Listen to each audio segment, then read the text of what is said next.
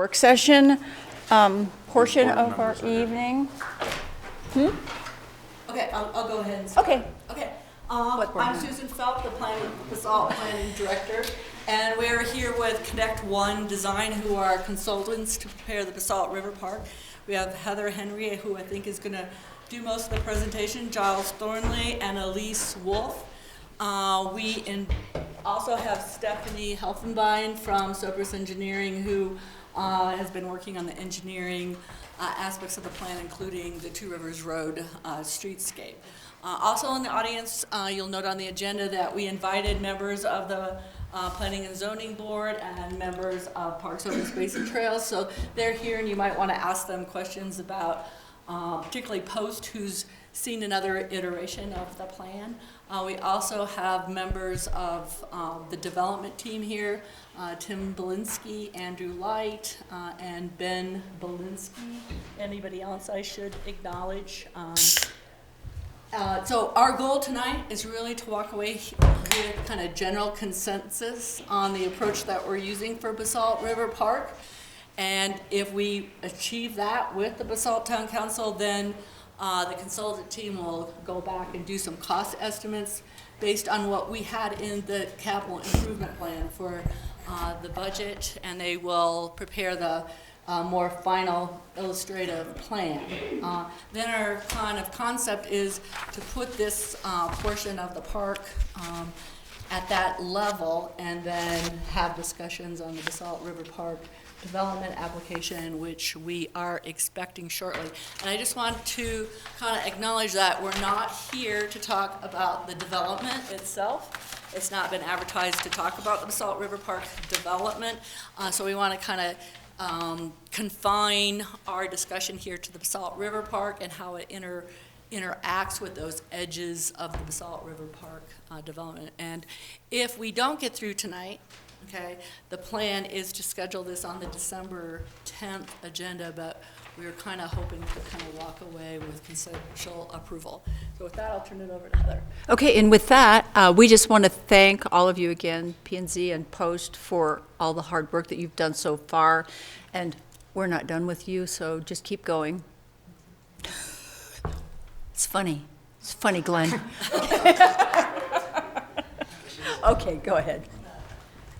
All right, thanks. So just to kind of reiterate that, I guess I would echo that as well. It's going to be so hard. Just keep yelling at me. So I would echo that as well. Post, thank you very much for the time that you all have spent with us. It has been invaluable and has led to kind of what you guys are going to see today.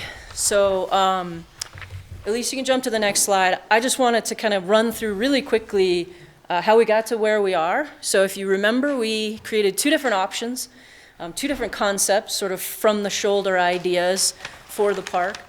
We first presented those to Post. They graciously accepted an invitation to our office. We presented those, had a really great, lively discussion. From that, we revised those concepts just a wee bit, and that is when we met with you all at the River Center, including council, P&Z, Post, and some invited public that was kind of came and gave their 2 cents as well. From that meeting, there was a fair amount of consensus around our what was called the Eddie Out option. So that's the concept that you see up on the board right now. And that said, there was also a really great discussion around why, what people liked about that option, but also what some of the positives were of our other front porch option. And that was sort of size of some of the plazas, gracious viewing, things like that, larger open space, etc.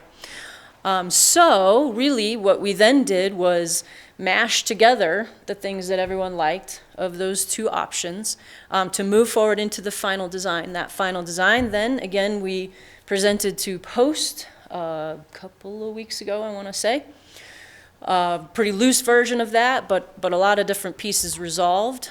Got feedback at that point, and then have been able to recycle that from the Post comments as well as having a meeting with the adjacent development team that has moved some of their kind of aspects of the buildings adjacent to the park forward, so that now this plan and iteration is able to not just have the bulk of the park worked out in concept, but also some of the edges and how they'll integrate with the adjacent development. As Susan said, what we want to make sure that we respond to are the edges, not the development itself, but how might it interact with the edge of the development. Okay, so we'll move on. So, ta-da!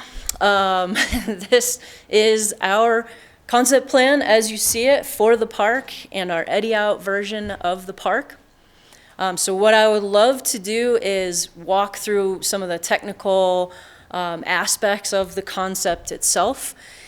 And the team up here has a version printed out in front of them. Public, if you'd like to pass one around, Giles does have an extra one there. There's also a couple extra over there that you can certainly pass around. So, let's go ahead and start at kind of one of our corner entrances of the park, which is going to be at the four corners. And really where your view triangle from the four corners is, and our ginormous existing tree. The tree will remain. We'll make sure that we're kind of integrating that into the design itself. This entrance, what people liked about the front porch option was kind of the generous and somewhat urban feel to that plaza as you enter the park. So that has kind of gotten bigger from the original eddy out option, and also has much bolder statements in some of the features that are in the park. So standing at this entrance, we kind of have some small paving patterns that are just going to kind of engage this larger plaza that you have here. One of the main features you're going to see is what was our chasing misting feature, if you remember. So full water feature, maybe not the best use of water in our climate, but misting uses a fraction of that while bringing the kind of excitement and energy and engagement to a park space. So this misting feature now anchors the view, as well as soon as you're into the park, kind of the first play feature for kids and adults alike. To the left of that, as you're walking into the park, you will see the berm. So the berm and the bandshell really is the culminating feature of the eddy itself, and kind of this energy wrapping around and ending in the bandshell. So this outline that you see here is the berm. Our initial grading plan has that working really well to be slightly higher than the adjacent sidewalk, and then drop off, say, an additional 4 feet into the park at a pretty gentle slope. So that would be primarily vegetated, although the next play element that we have in our decentralized play, that is a big part of this park design, is a wide slide. So these are team slides. You can go down with your friends all at once. You can go down sideways. There's a lot of kind of goofing around on this kind of slide. So this is a wide, anywhere between 8 and maybe even 10 feet, depending on what we can kind of do from a pricing perspective, that kids can engage, have a little landing area, and then they're right in the lawn. The edge of the eddy and the berm then wraps around and kind of hugs the back of our bandshell. And if you recall, the inspiration for this bandshell is going to be our coke ovens, okay? And how to kind of bring that aspect into the park of some of the history around the coke ovens. You'll see we have a couple of visual simulations later where we'll talk more about the misting feature and how we're engaging some of the geology of basalt into that misting feature. We really took to heart some of the comments in our joint work session around what makes this park basalt. And so what we focused on is a lot of the decentralized play elements, and the features themselves are going to resonate with the pieces of history, geology, culture, art, all of those things that we had kind of said makes basalt basalt. As you continue around just the edge, this strong edge of Midland Avenue, we'd like to reinforce just a little bit with kind of what we're calling the lunch spot. So really a lot of people that might walk out here or work here can kind of walk down and do the quick stop off here, sit with your back to some of the trees, an alley of trees, look out onto the park, sit for a few minutes and then kind of keep moving. And so that's what this element down here represents with the step seating.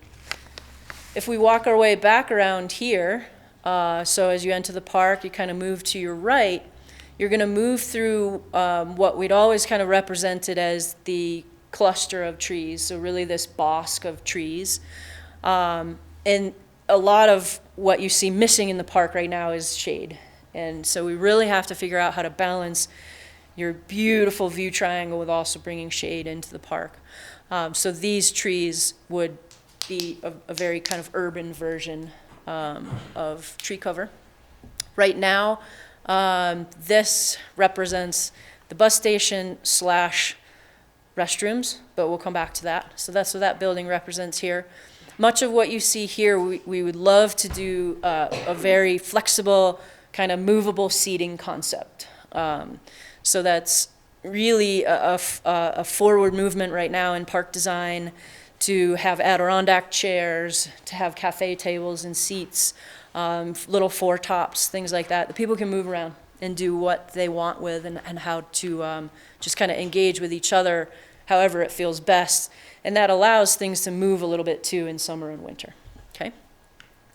This that you see here is, we have kept the kind of amphitheater approach, where we have the misting feature up on this level. So all of this is effectively level with back of curb. And then you have a 1 foot drop off to here and a 1 foot drop off to the lawn, okay? And those are basically now kind of the stadium seating. So there's a lot of kind of butt space, let's call it, that can sit either in the shade or the sun and look out on this lawn throughout the year, but then also have that as ADA accessible, family friendly, easy to get to seating than when there are events happening in the bandshell. We do still have the bandshell as also a climbing wall feature, so the inside would also be a climbing wall. We move around then to kind of the edge of the plaza and interaction with the restaurant and the art-based space.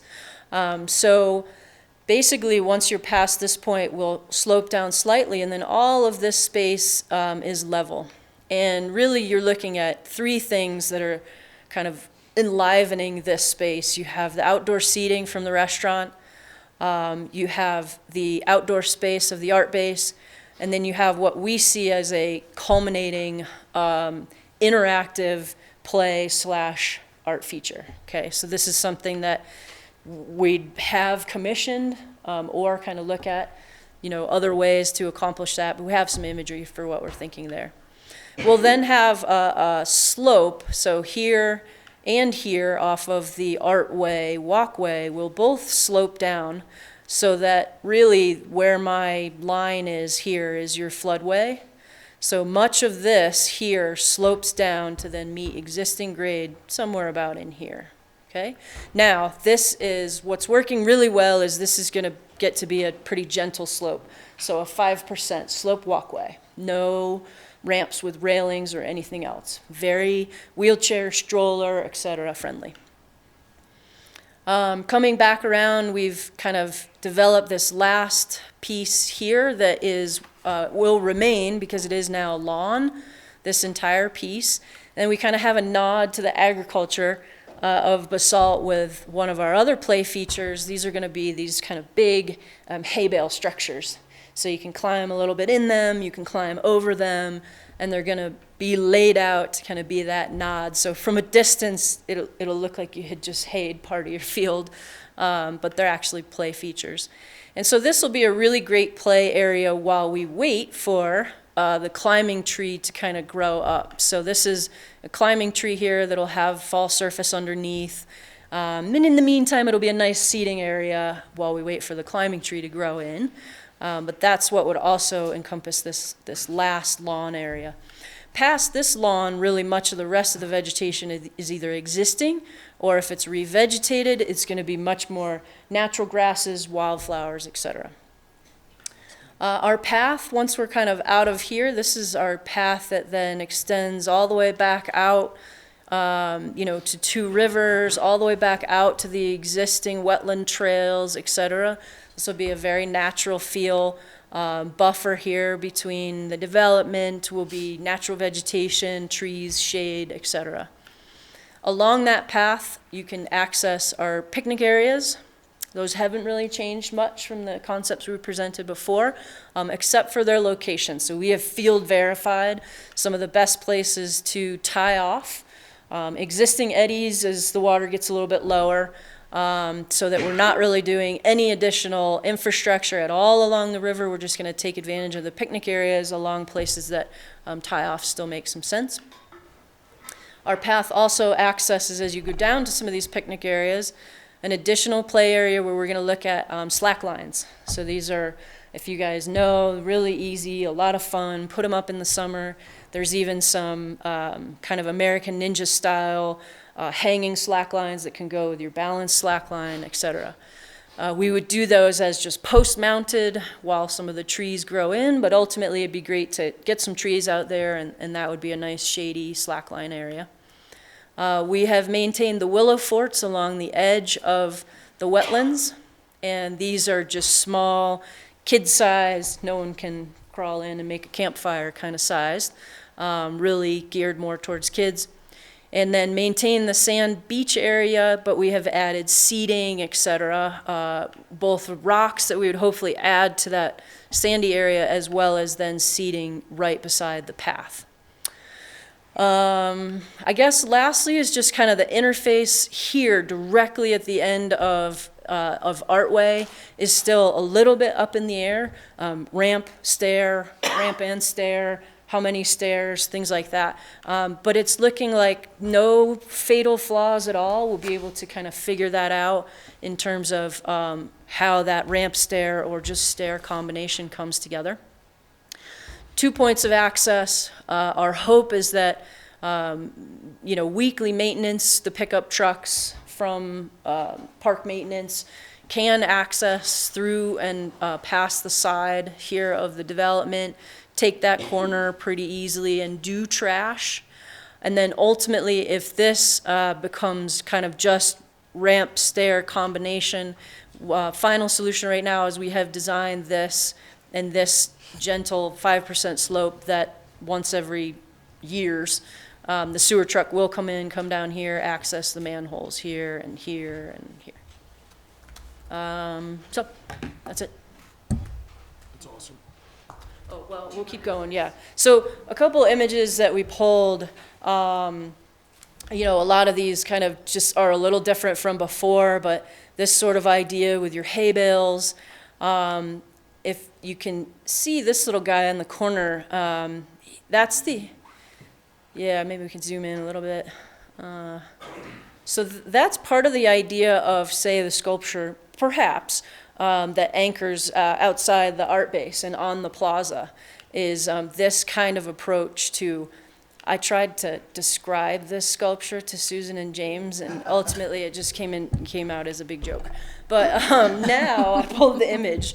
So this kind of an idea, that's a little big, obviously, but as that sort of artful play feature that can anchor that plaza. And, it could be not as active and a little different in terms of maybe it's more kinetic than it is active, etc., but that kind of idea. This is our wide slide, so you kind of get a sense of how those work. Kids will just play on these even if they're not sliding on them. Some of these images are about kind of that anchoring corner and some, fun that we can have in this paving pattern. We now have a pretty large plaza, so we really want to bring in some interest and engagement in that. Here's your willow forts, so you guys get an idea of the fact that, it doesn't end up as a campground. It really is just a play feature for kids. This is kind of another image related to this around paving patterns. Here's the misting feature. And this you'll see in the visual simulations we're about to do. The misting feature intended to be evocative of some of the geology, basaltic geology. Let's keep going. This is the band shell. This is the band shell, yep. Is a really good image, the one in the middle. So what Giles just said is these images around the band shell. So this is kind of our, this is the evocative of the band shell idea. And you can see how it could go from pretty literal to somewhat interpretive to most interpretive, okay, in this one. And some of the feedback from posts was like, hey, how literal could we get it? Like, it'd be kind of fun and interesting to have it be pretty literal. But that'll be, I think, an interesting dialogue and a lot related to cost as well. Just very quickly, this, the 1 and the 2, is the size of your existing Lions Park band stage, so you can fit 2 of those band stages in this band shell. One of the additional meetings we had was with Ryan Honey to kind of go over what some of those specifications are going to be. Many will be rolled into as we move forward into CDs, but got some really great feedback from him. And then this is kind of the existing butt space that you have in Lions Park, so it's about 4-fold, not even necessarily including, say, the upper terrace, as well as then this additional lawn space. So our calculations around, say, this and this were 4,000. You'll be able to have a concert for pretty much all of Basalt. So that'll be kind of fun. Technical aspects, just if we have questions, as you guys give some feedback or have questions, we can refer to this. Again, the blue line I was referencing, where throughout the grading plan, we're effectively treating this as a property line, meaning you have to meet existing grade by the time you hit this blue line. That was the line I was referencing before. So a couple of visual simulations. So this is as, if you weren't quite driving over Midland Bridge, but flying a drone high above your raft. So this is kind of one of the beginning or the end of the eddy. I think the beginning of the eddy. One of our lower seating areas here adjacent to the river, and one of the first pull-offs after the bridge.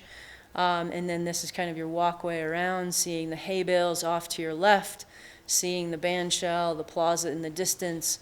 You can see how really these trees are still kind of this limbed up, and make sure you have an overhead canopy, but not blocking the view of the restaurant, or kind of being able to see through the plaza itself.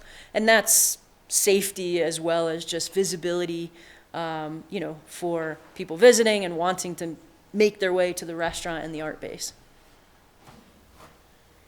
Next one.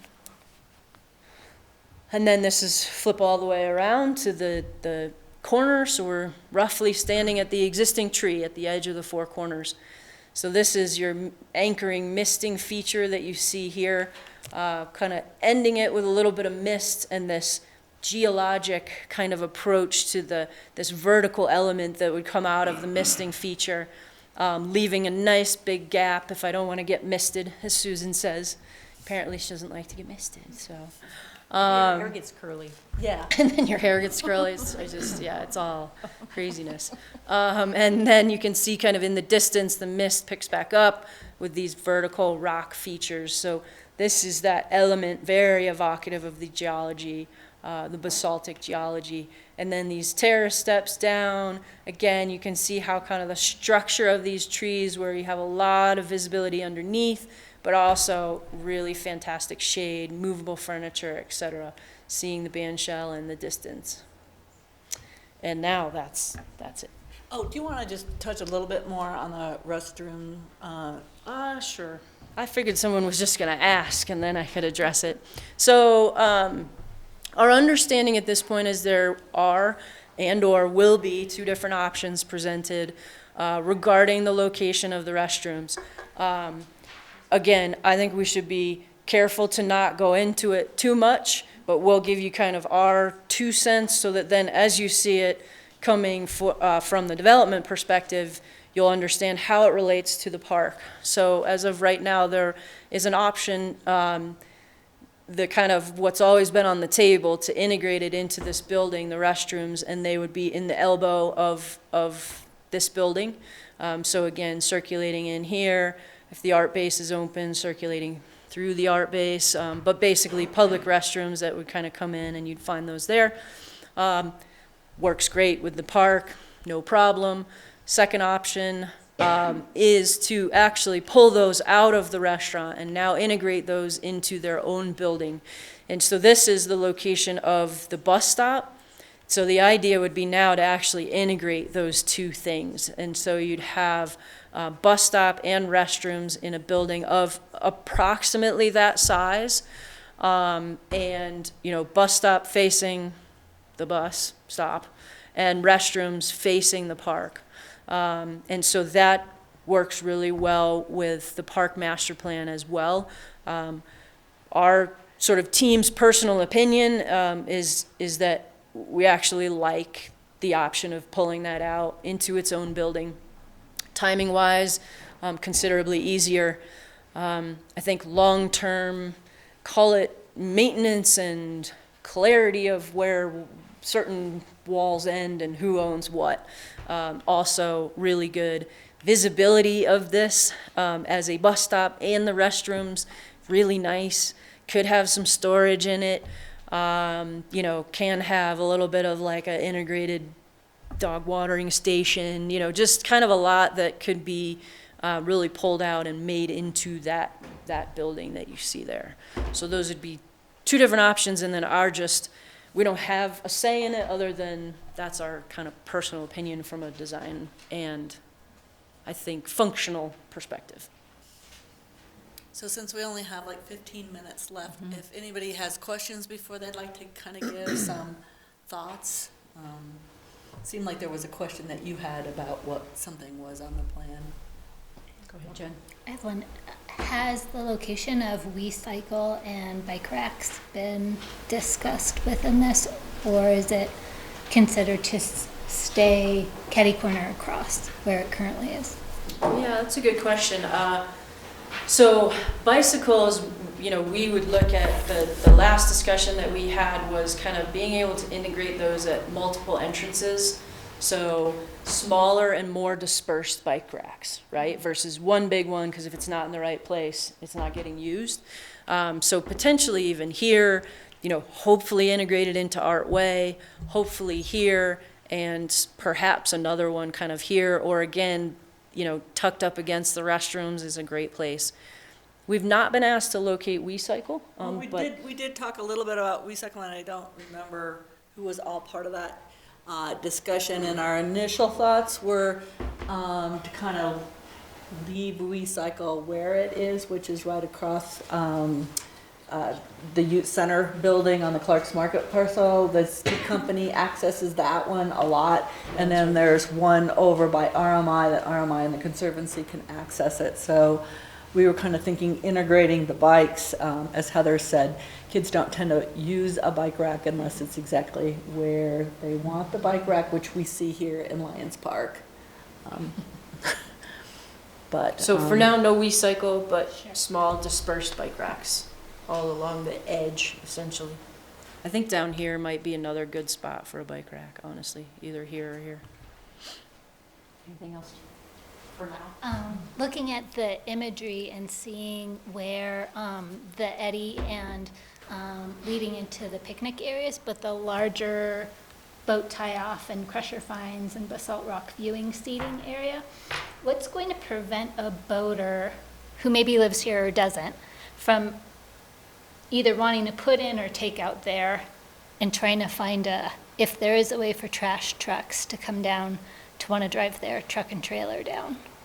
Ooh, they would not be able to drive down to any of these spots Great, okay, without obvious law breaking, which hopefully you would catch. sure, okay. Carry an IK down?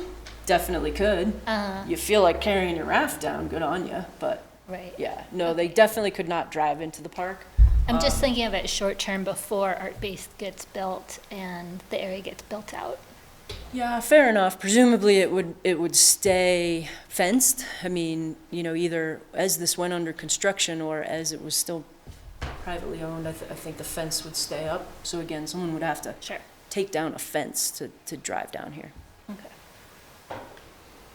Anything else, Jen? Gary? I don't have any questions. Comments? Comments? I really like that you incorporated some of the hard urban parts of the first plan, the other plan that you were looking at, into the area around the big tree.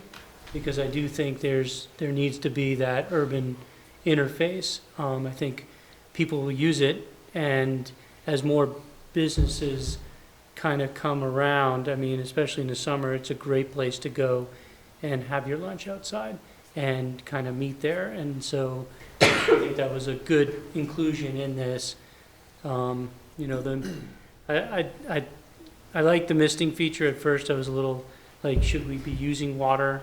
But, you know, I really think this is the most efficient, and it's really something that I think people would really like. And it's kind of something different, but it shows that we're trying to conserve water by not having a full-on water feature there.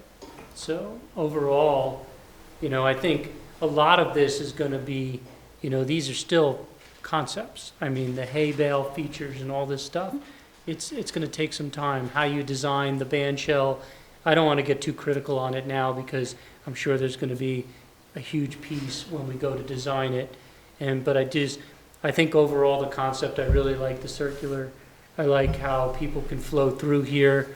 And, you know, I've been walking through the Old Palm Park area a lot lately with an older dog, and it's really kind of awesome to be able to incorporate this into it. And I just, you know, I think I'm pretty good to kind of move this forward and, you know, see what comes about with the development plan and see how we can incorporate all this together. So I think overall, good job. And I really love the fact that there's been so much community have put a lot into this. The Post committee put a ton of time into this, and between you guys and staff have really brought together a pretty workable plan that's not, you know, I don't see this being, you know, this is not an inexpensive, but this is not something that's going to be, you know, break the bank type of project. So that's my comments. I think it's awesome. I think it's a great merge of both plans. I was a huge fan of the first plan, the more boxy one. Front I porch, love the yeah. little bit of integration, and I think it's a great mix, and I can't wait to see it executed. It's going to be a great spot for the town. Thanks, Ron. Bill? Same.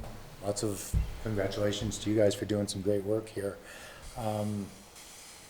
I had a couple observations, but most of them were related to the development side, noting, for instance, that the configuration of what appears to be kind of the art base and the commercial space for the restaurant or whatever seem to have changed, and it could be in a very good way.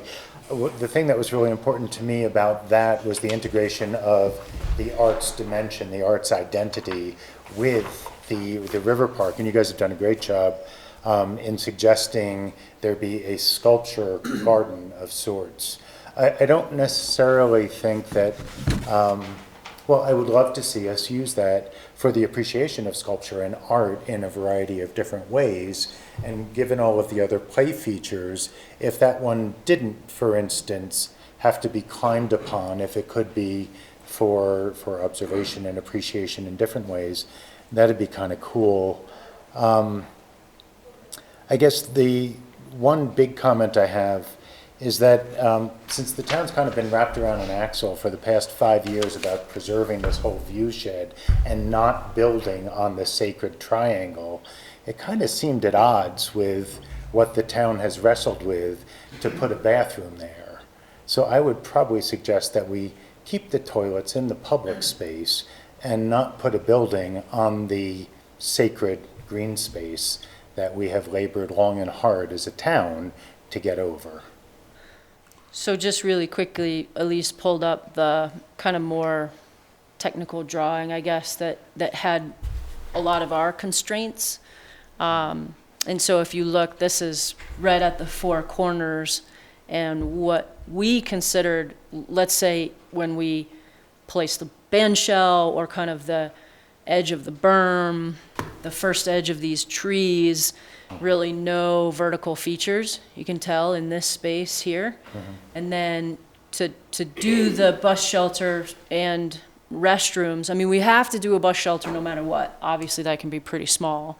And really, a two-holer doesn't add an awful lot to that, depending on, you know, how big of a restaurant room we're looking at. But then that would be integrated kind of as you got into the verticalness of the Bosque. So it's good feedback and just kind of something to think about as you guys wrestle with, you know, where that would be, et cetera. Again, we've talked about it so much, and so, again, it would seem somewhat a pity to sacrifice all of that discussion and community input for the sake of only a two-holer. If it's only that, put it in the other building. But otherwise, I think the configuration, the layout, the community serving elements are absolutely great.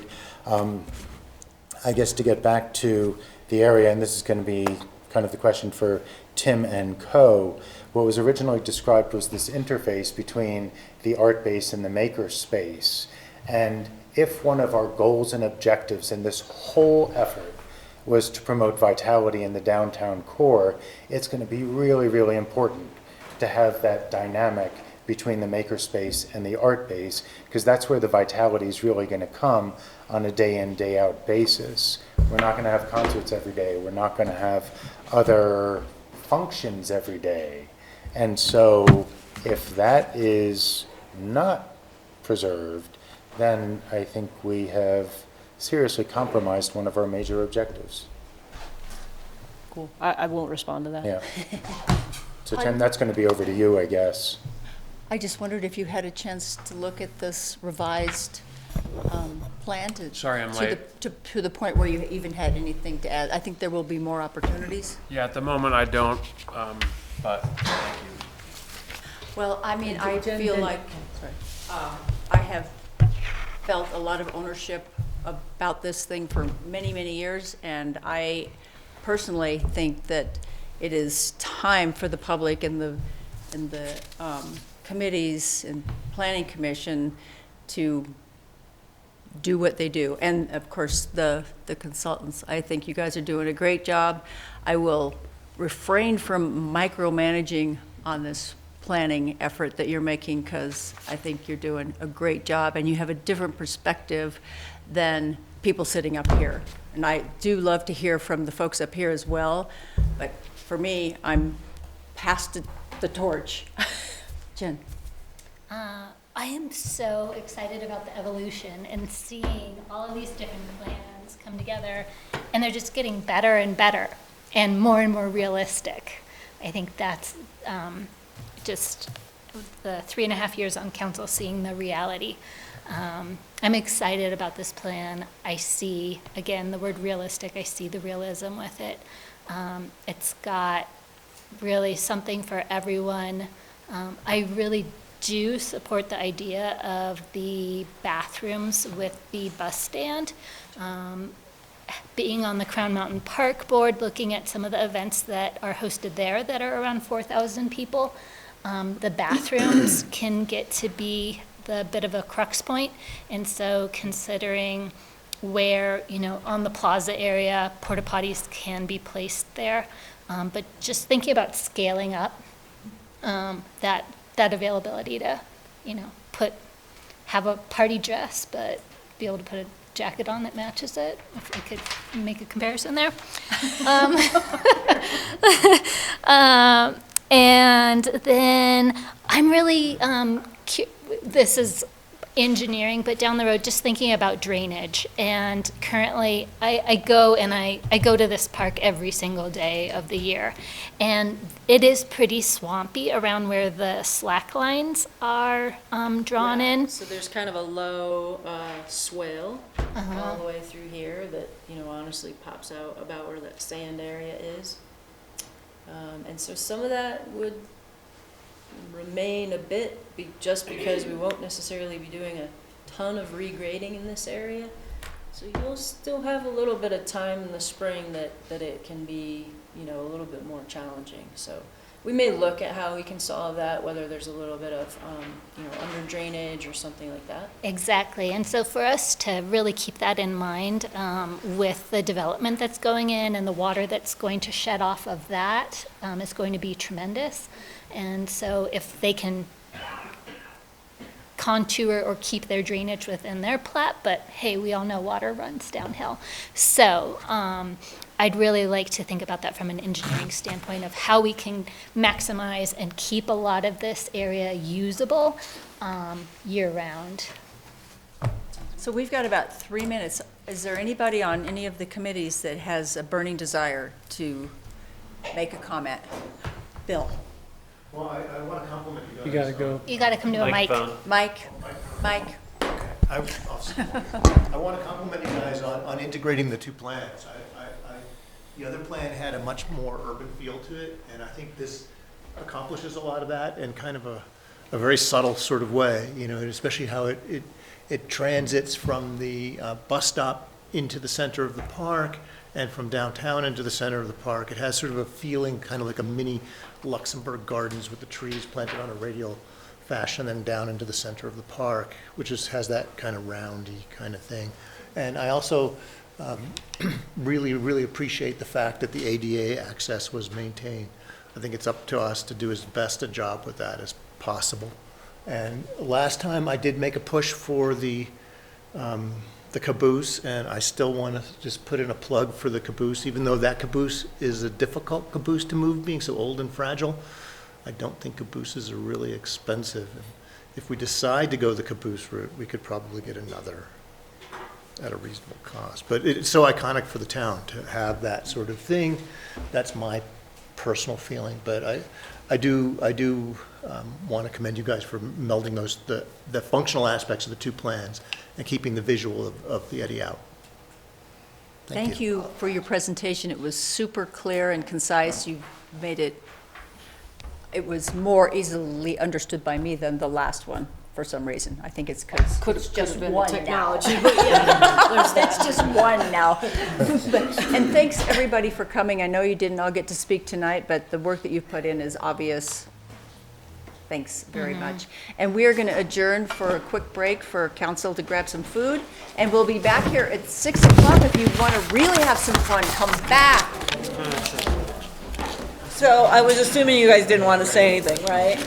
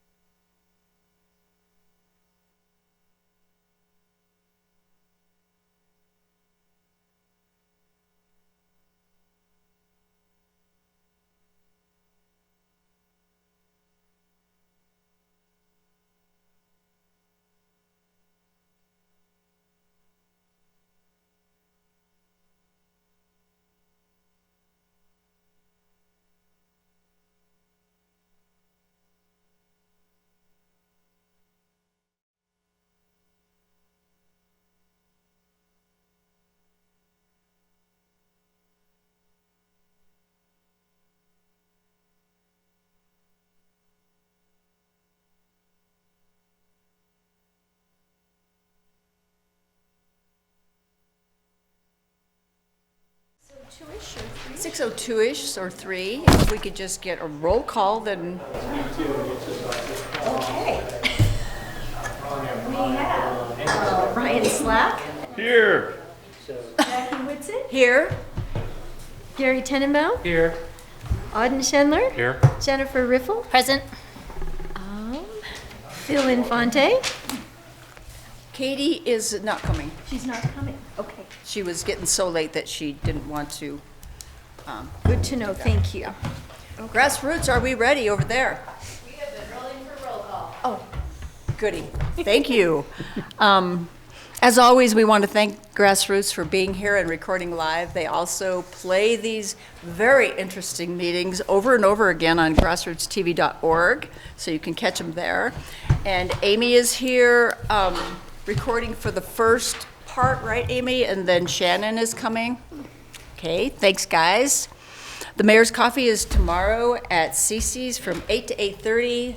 Sometimes Ryan Mahoney, our town manager, is there, and sometimes our police chief is there. If you want some really interesting information, you can talk to them. Also, one other announcement we wanted to make is that the town is seeking an interested individual to sit on the Roaring Fork Valley Regional Planning Commission. It's a person that will be recommended by the town council to Eagle County. So if anybody's interested, did you say? Oh, no, sorry. Just I thought you were saying, shut up, Jack. Something.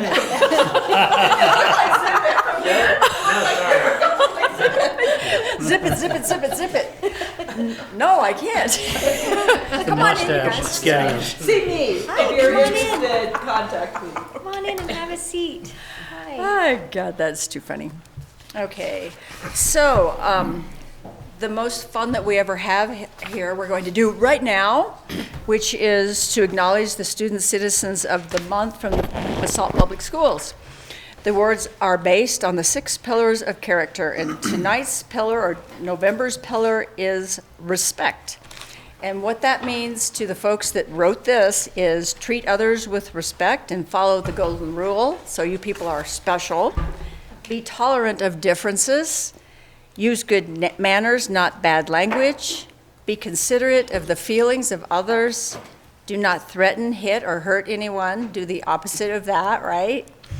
Deal peacefully with anger, insults, and disagreements. So, we have passed out the awards, and I think that, given that Auden doesn't look quite ready, I'll ask Auden to go first. Okay. Sadira Reinstar, are you here? Sadir here? No, I'm off the hook. No, you're not. No, you Take get Katie's. Give him Katie's. Thanks, Auden. Ilahana Hernandez, am I pronouncing it right? Ileana. Ileana. Liana, yay!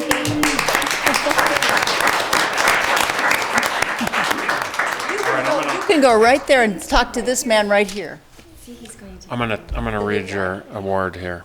Ileana is always respectful of adults and her peers. She watches what goes on around her with apparent thought and then respectfully responds to others' comments, actions, and needs.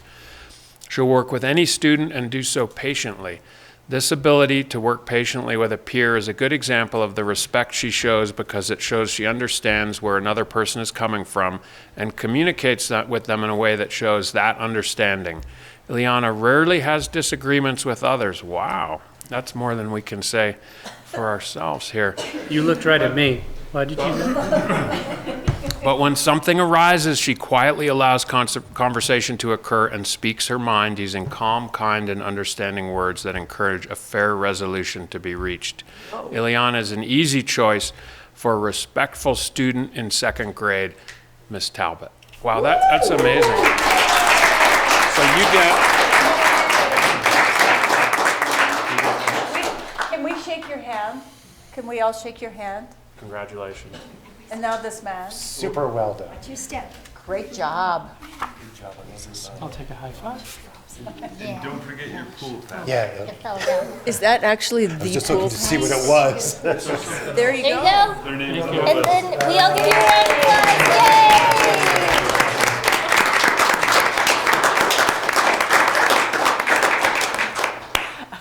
applause. Bill, do you want to go? I would love to. Okay. And I have got the incredible honor of inviting Maverick Dombrowski.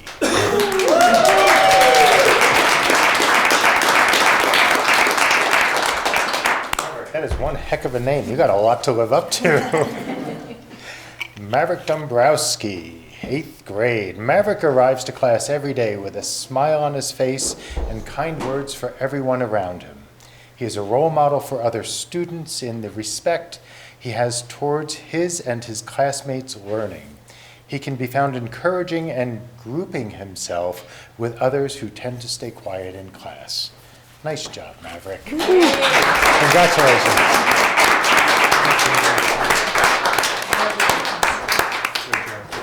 Nice work. High five. Yeah. How fun is that? Jen, do you want to go? Sure. I have the honor of RESPECT, Juliana Carpenter.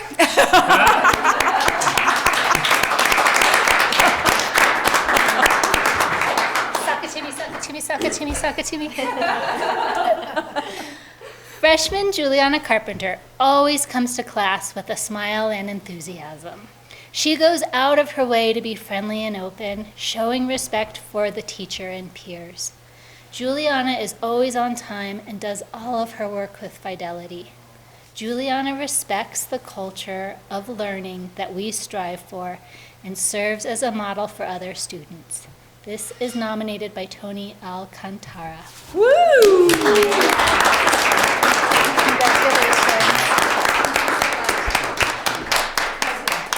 Suck it to me, suck it to me, suck it to me, suck it to me. Nice job. Yeah. Gary? I've got, is Georgia here? Georgia Sailors?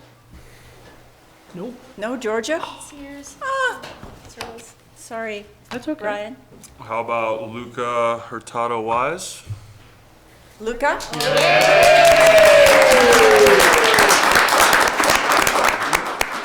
What's up, man? Luca is a second grader who demonstrates respect in class and throughout the school day. Luca is able to respect his teachers, his classmates, and others around him every day. He always uses good manners in class and is considerate of his classmates. During lessons, Luca focuses attention and listens to directions so he is able to start his work right away. Luca is always able to use kind words when dealing with conflicts. He is able to hear both sides of the argument and come up with solutions. Luca is a great example of a respectful second grader. Thanks, Luca. Miss Anderson and Miss Meserve.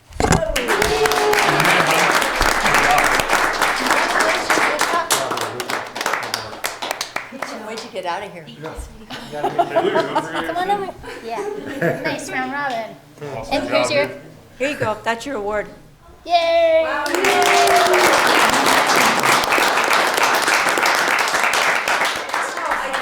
Is it true that the pool passes was in there because they were all falling out? Well, it's just a notification. Oh, that is it they get a pool notification? pass next. Okay, so everybody that got awards tonight will get a pool pass for the summer, which is awesome. It's free, of course. And also, I think someone's going to take a photo out there in the hallway. Is that still the case? Sure. Okay, sure. So thank you so much for coming in and for doing such great work, being respectful, et cetera.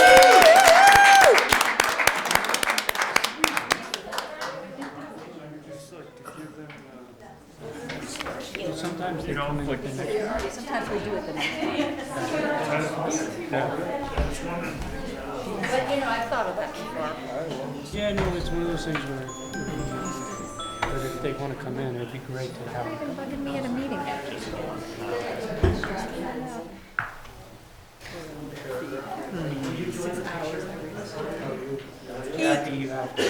Can you do this? We're on it. Yeah, we can take a quick picture. Yeah. This agenda's not ridiculous.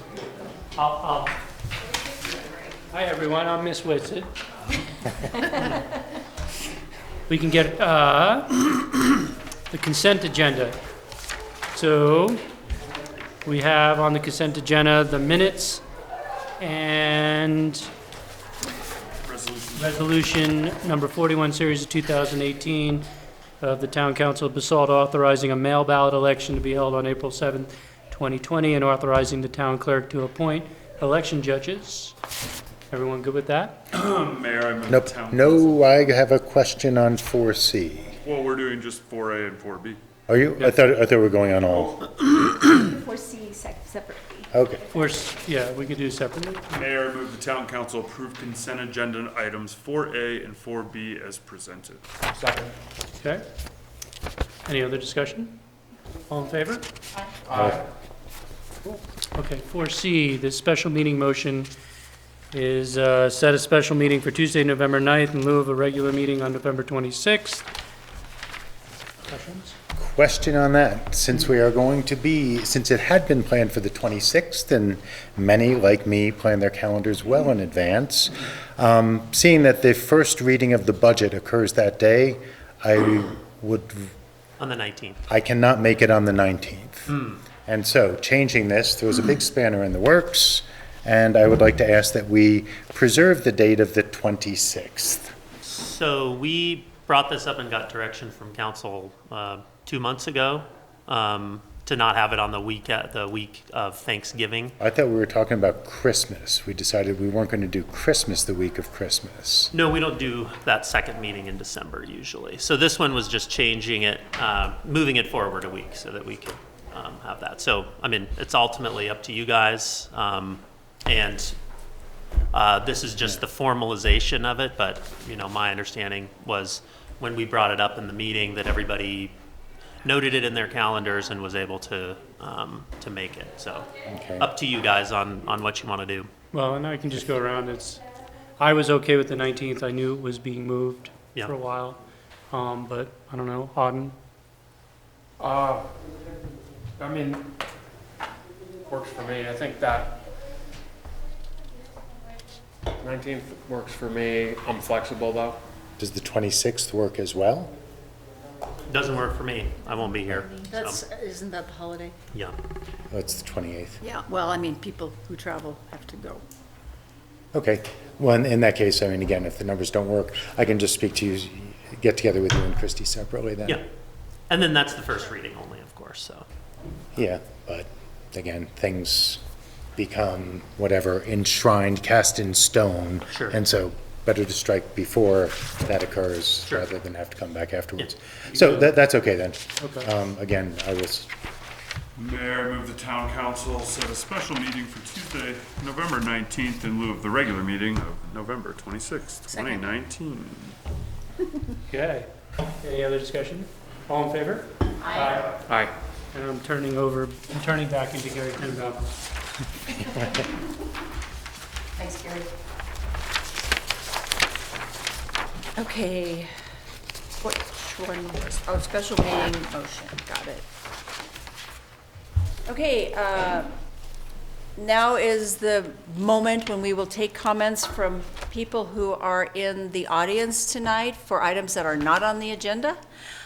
We just ask that you limit your comments to 3 minutes, introduce yourself. Anybody have comments for items that are not on the agenda? Okay, hearing none. Well, Wait, you have one? Oh, I didn't see anybody. She's coming. Okay.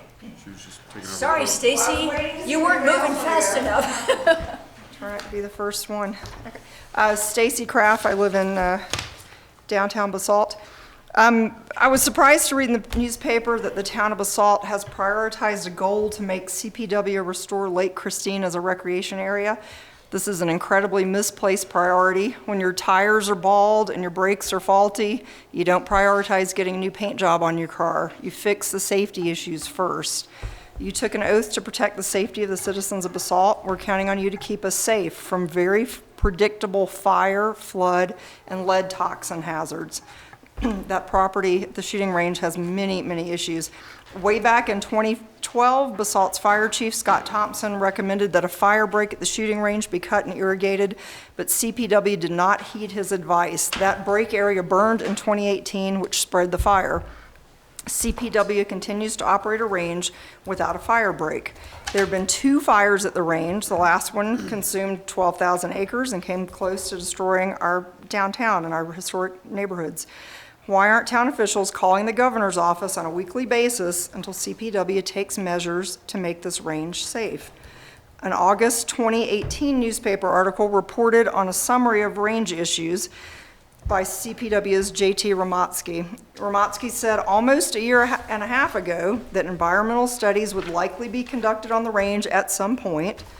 He said that lead is a non-regulated waste and it doesn't present a pressing short-term concern. This is all patently false. Lead is a heavily regulated neurotoxin. He also said that the range is located in a basin, vegetation is intact in the immediate area, and the public needn't worry about harmful impacts to the Roaring Fork River. This was all in a newspaper article. This assessment, as I and many others have been pointing out for years and years, is deeply flawed. The range is not it's not in a closed basin. The basin has one outlet, and it outlets into the crown gem of our town, the Roaring Fork River. 50 years of untreated, uncollected lead sits adjacent to a spring, a stream, a lake, and the Roaring Fork River. We conservatively estimate that 100,000 pounds of lead has been deposited at the shooting range over the past 20 years alone. but the range has been open for over 50 years, and a Corps request shows that lead has never been treated or collected or removed. 100,000 pounds of lead. That's a lot of lead. The August 2019 flash flood at the shooting range should have been a huge wake-up call for our town government. You all received drone footage, video footage that showed the tremendous devastation caused by the flash flood at the range. You saw with your own eyes the large amount of range waste, the spent shot wads, the skeet clay shards that were carried down the hill by the force of the flood, and it terminated in the river. After the flood destroyed the road to the range, it was impassable. CPW's bulldozers pushed big mounds. I'll be finished in a minute. Stacy, it's been 3. I know, this is too important, sorry. After the Stacy, flood, it's no. been 3, and we Okay. hold everyone else to 3, so we're You going to don't- ask you to hold it to 3 no. as well. Can you finish it up quickly? Yeah, I will. Great.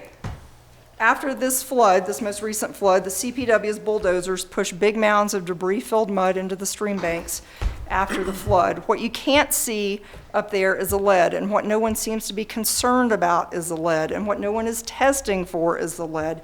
We want you, the town wants you, to test immediately for lead. The town needs to do that and do their own baseline studies, and you need to insist that CPW immediately make that range fire safe. They're operating it, and they're not following through on their promises. Please do your jobs. Others? You don't want to respond? Do not respond. We do not take action or respond to public comment. No, I'm just, Hi all, Mike Kerr, downtown Basalt. I'm just going to follow up with what Stacy had said about the range. And, I know I've been reading some articles, I haven't been following it in a lot of detail about the green initiatives that the town is taking. And that's all great, everybody wants clean stuff, okay, but you guys are going like beyond the town in your efforts, in my opinion, and you're not even focusing on what's right here. We have a toxic waste dump right next to town that nobody's addressing. Once again, Stacy's pointing it out, and it's like an elephant in the room, and nobody's looking. Thanks. Okay, thank you. Others? I'm going to ask Ryan Mahoney if he wants to respond, but we're not going to engage in those because it's not on the agenda. Yeah, I think the newspaper article touched on the fact that Lake Christine is an existing asset and one that the state has spent quite a bit of money on, and that we would like to see it used and enhanced because it could be a really nice addition to that area. But the discussion that we had as council and part of the goals for 2020 also dealt with the range. It dealt with the general management in that area, as well as exploring possibilities for expanding a trail system into the area. There is the state. I just in fact have called a few different times trying to figure out where they are with their environmental testing, and they have I got in touch with the gentleman that's supposed to be reviewing the test approach, if you will, like what they're going to do to go test for lead. And he said that's on his desk, and he's going to be reviewing it and making that recommendation to CPW.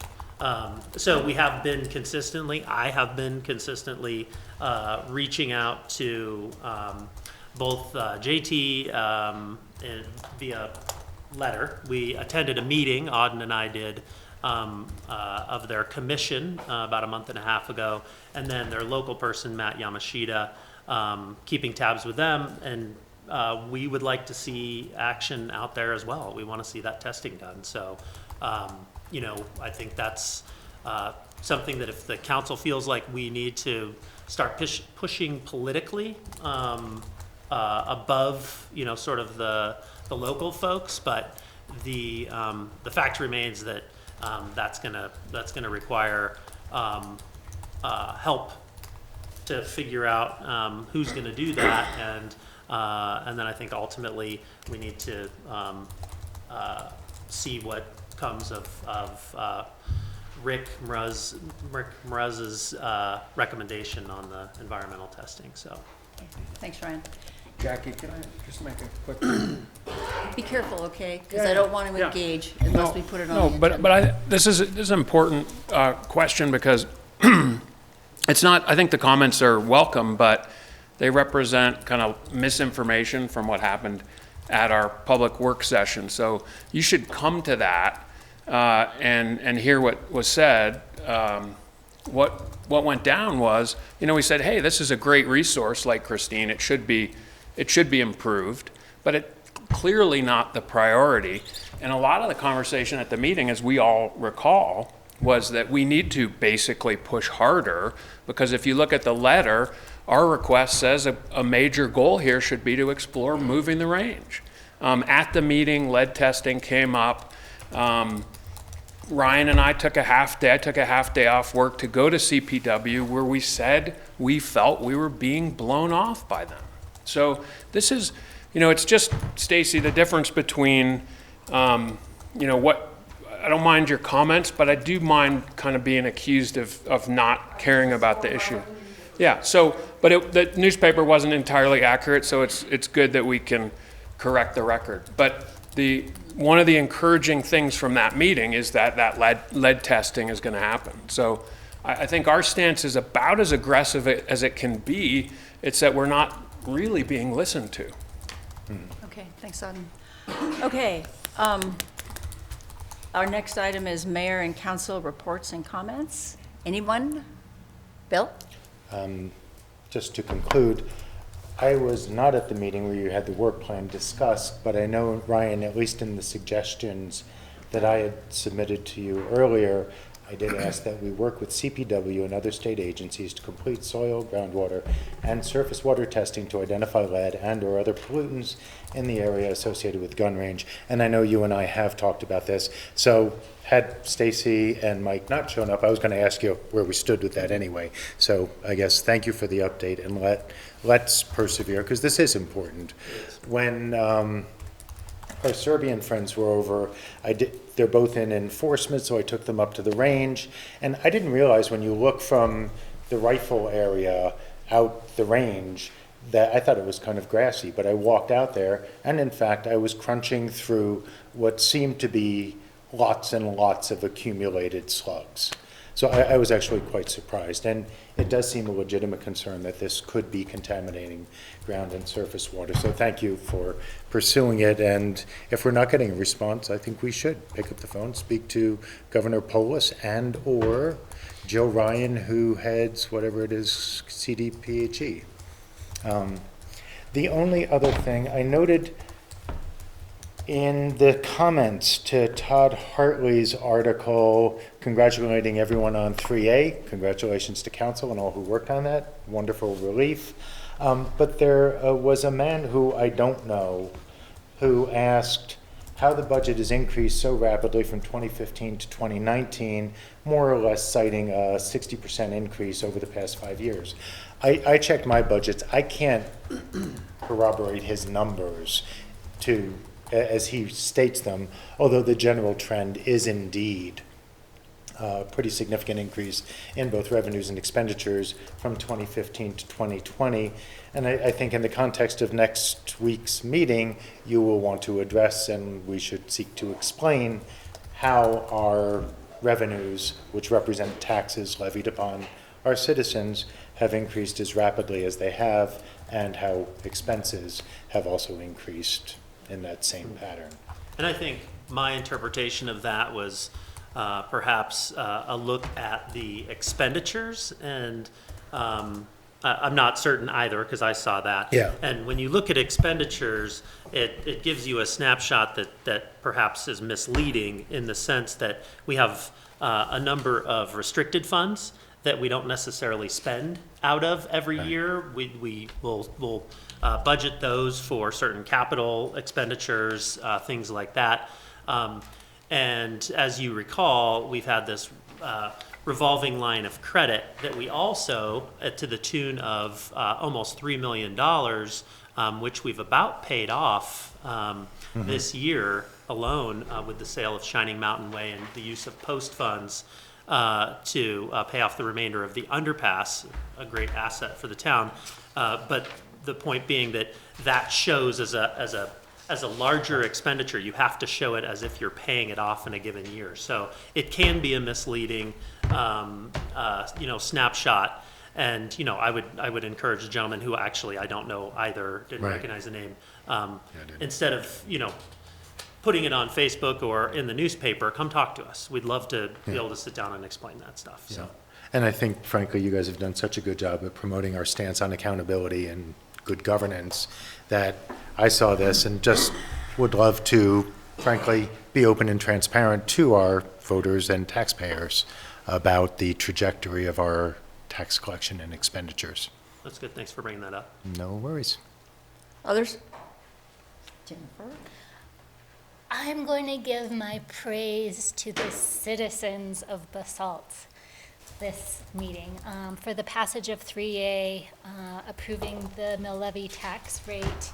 That was astounding, wonderful, and such a relief for the financial future of this town and what we can do for each other, with each other. So thank you, citizens. Thank you for everyone that worked on the campaign. Thank you, staff that worked really hard to get that ballot language on there. That I got to put that on my top 5 accomplishments of my council, my 3 3/4 years.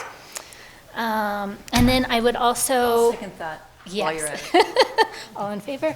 And I'd like to invite everyone that's interested tomorrow evening for the master plan review. This is a public meeting tomorrow night at the high school from 5:30 till 7 p.m.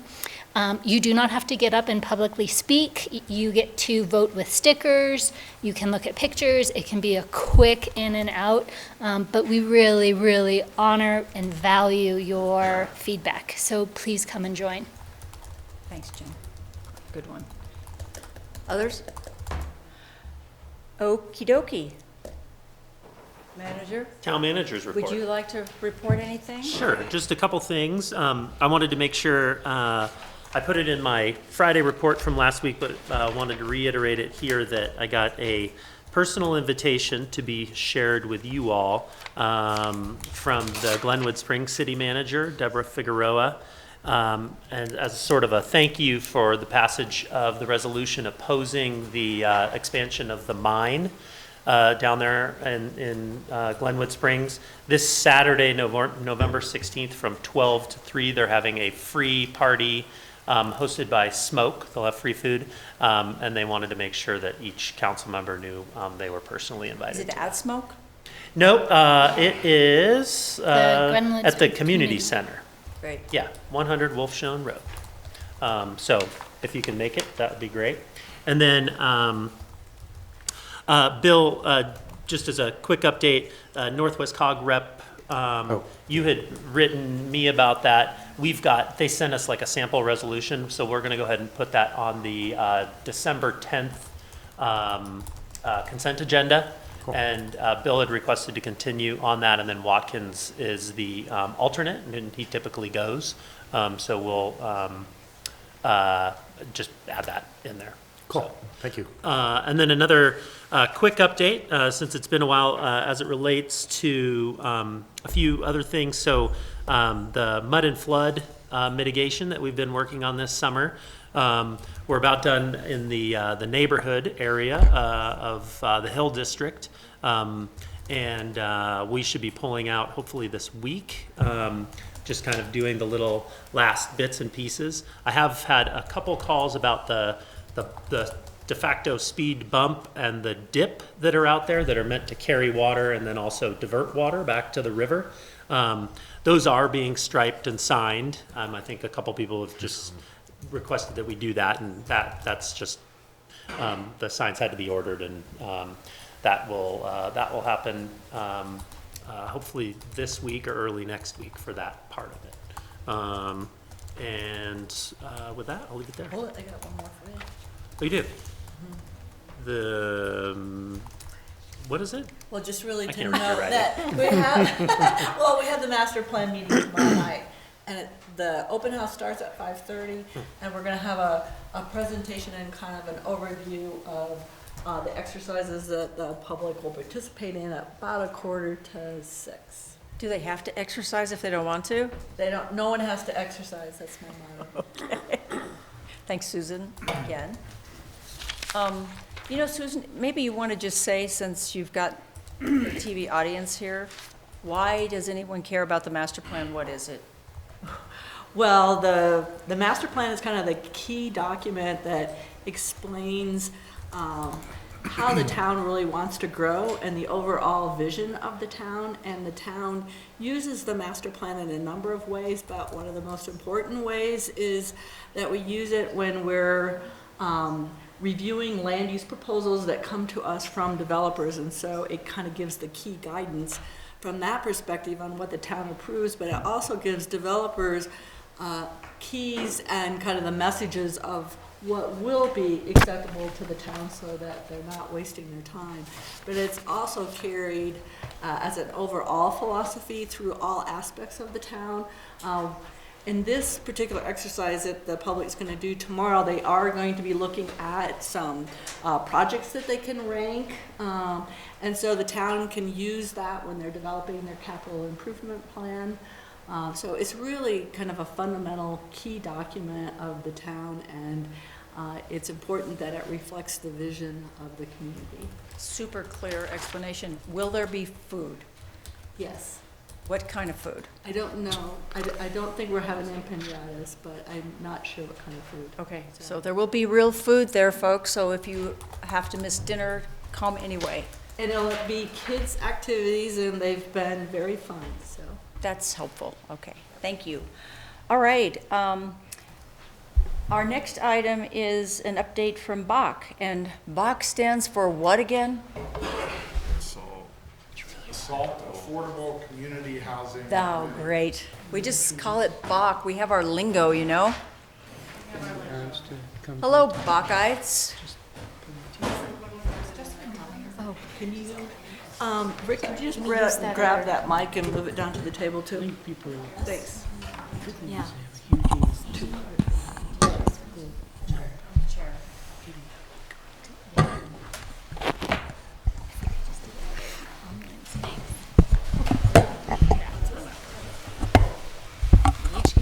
Okay. Don't trip.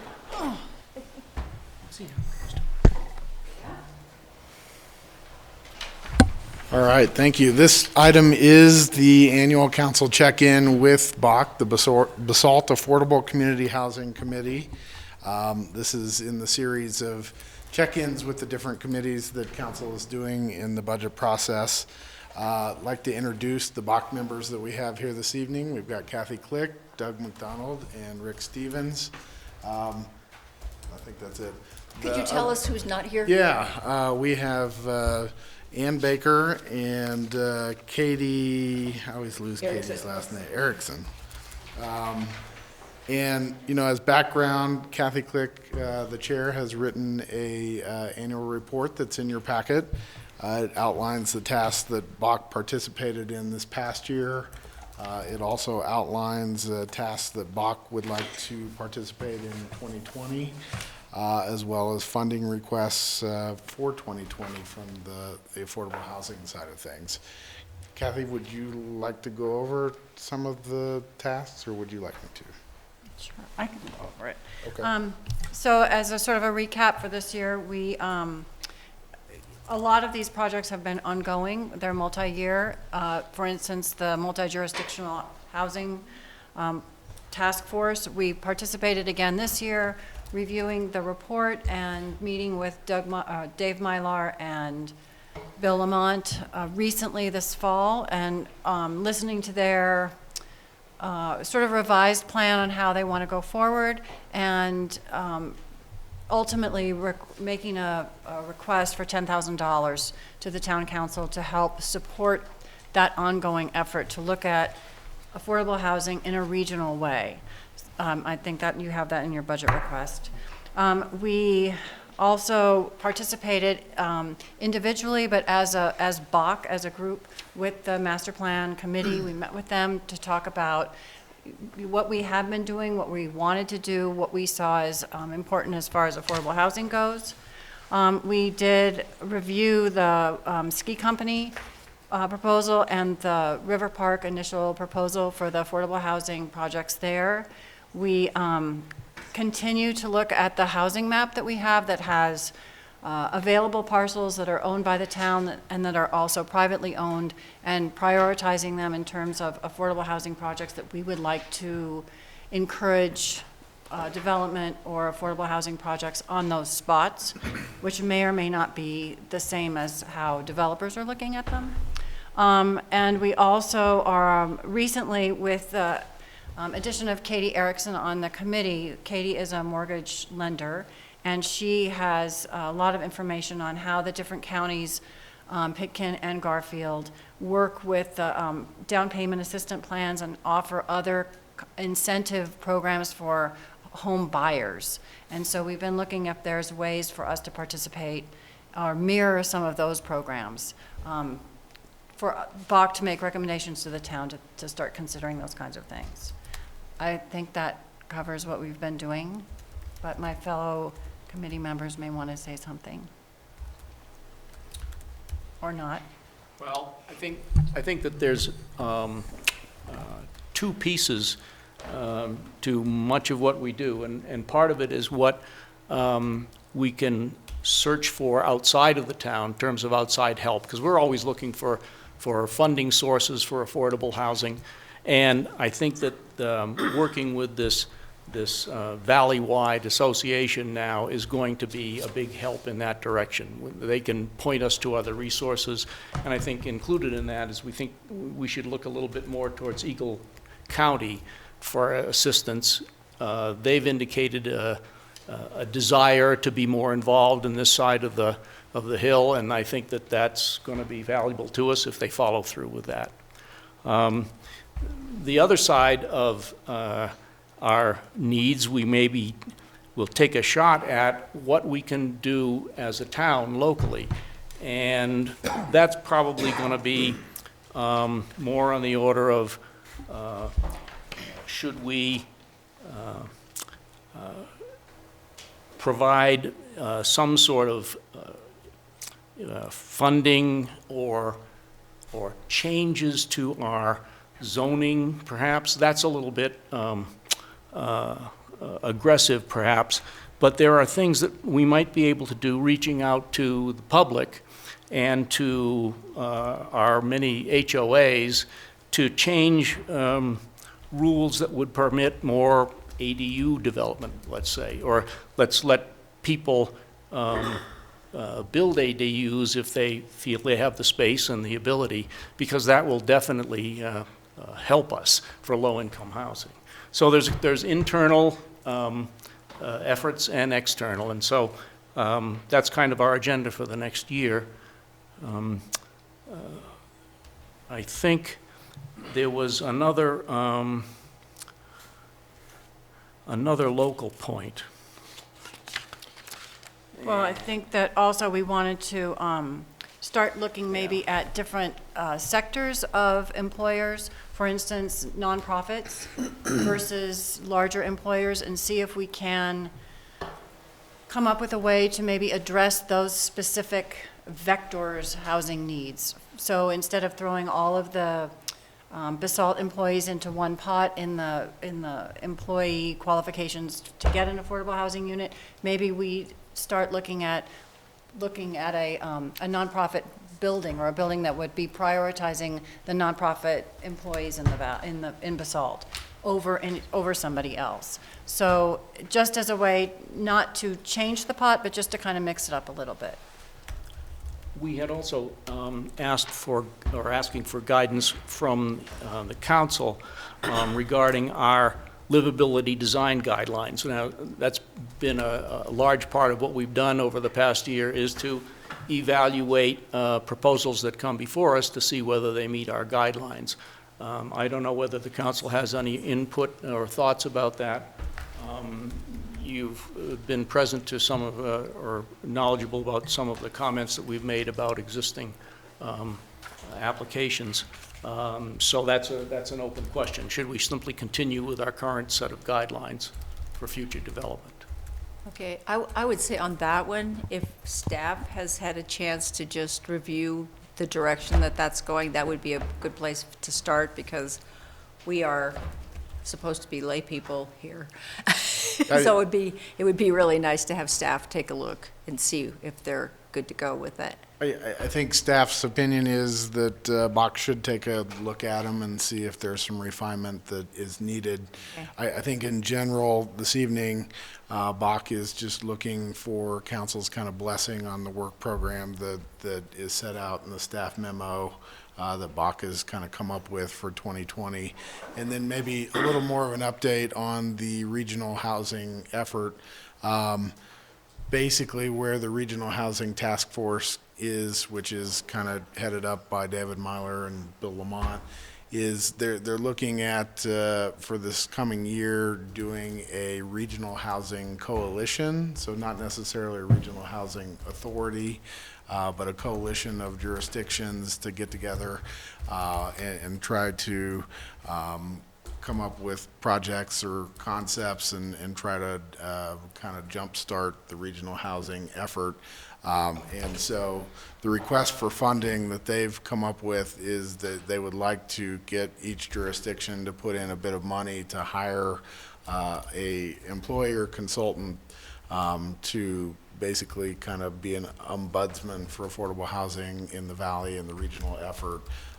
And kind of try to jumpstart that. So that's what the $10,000 request is.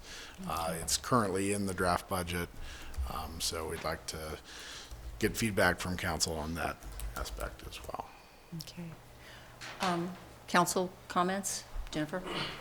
Having followed Bach for many years, and also being on the email chain with the Regional Housing Task Force, I'm so impressed with what they have achieved and how organized and effective this group has been. And so I'm very supportive of town funds going towards this valley-wide, everyone pitching in to create a similar vision. And I gotta say, they have very realistic visions and methodologies.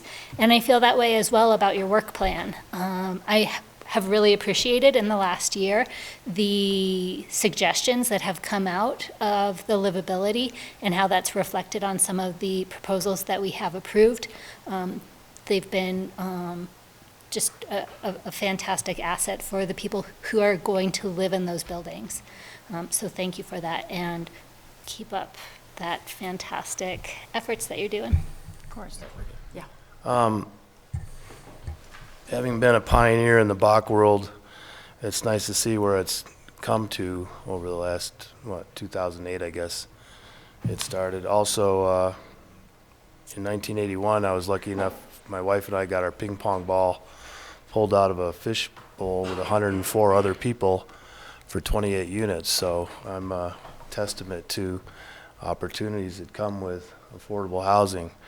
My point I'd like to make tonight is you guys spent a lot of time on the strategic plan, and to Susan's point about the master plan being a document for land use, it's also a document that guides the community and how it grows.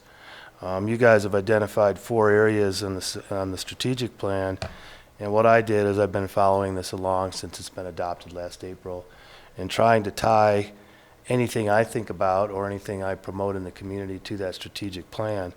And there's just a couple of key things in here that I think one thing Bach would appreciate, I think, or at least I would be to make sure that we are connected to the strategic plan as we go into 2020 and beyond. The statement that starts off by saying, "Welcome to Basalt 2030," contains language that reflects a younger community, a community that's diverse and represented by a lot of different demographics, by women, Republicans, Democrats, and so on. It's referred to in here as Aspen for the people. And when you look at Aspen now and the push that they're making for affordable housing on every piece of property they can find, I think that the key to the case for us would be to align with their governance and try to figure out how they're doing that, and maybe just tag on to their efforts and see if we can't get some of the overflow and benefit from their investors that are doing this. The modern community here is inclusive and it focuses on health and safety. It's been documented here recently that health issues are directly tied to where you live or where you don't live, or if you're trying to live somewhere and you can't find a place. We all know the workforce issues that are coming in front of us. Ensure that the town has strong candidates for council. I think this is a very big deal. I was mentored by a former mayor, and she said, you know, you'll never know who's going to move to town and what kind of contribution they're going to make to the community.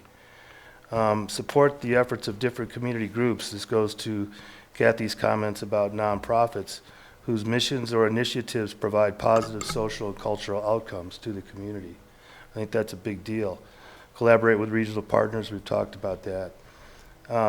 In the built environment, it talks about explore creative ways, support regional solutions, investigate new ideas for permanent housing projects or products over in the local economy, support improvements in access to affordable housing and childcare.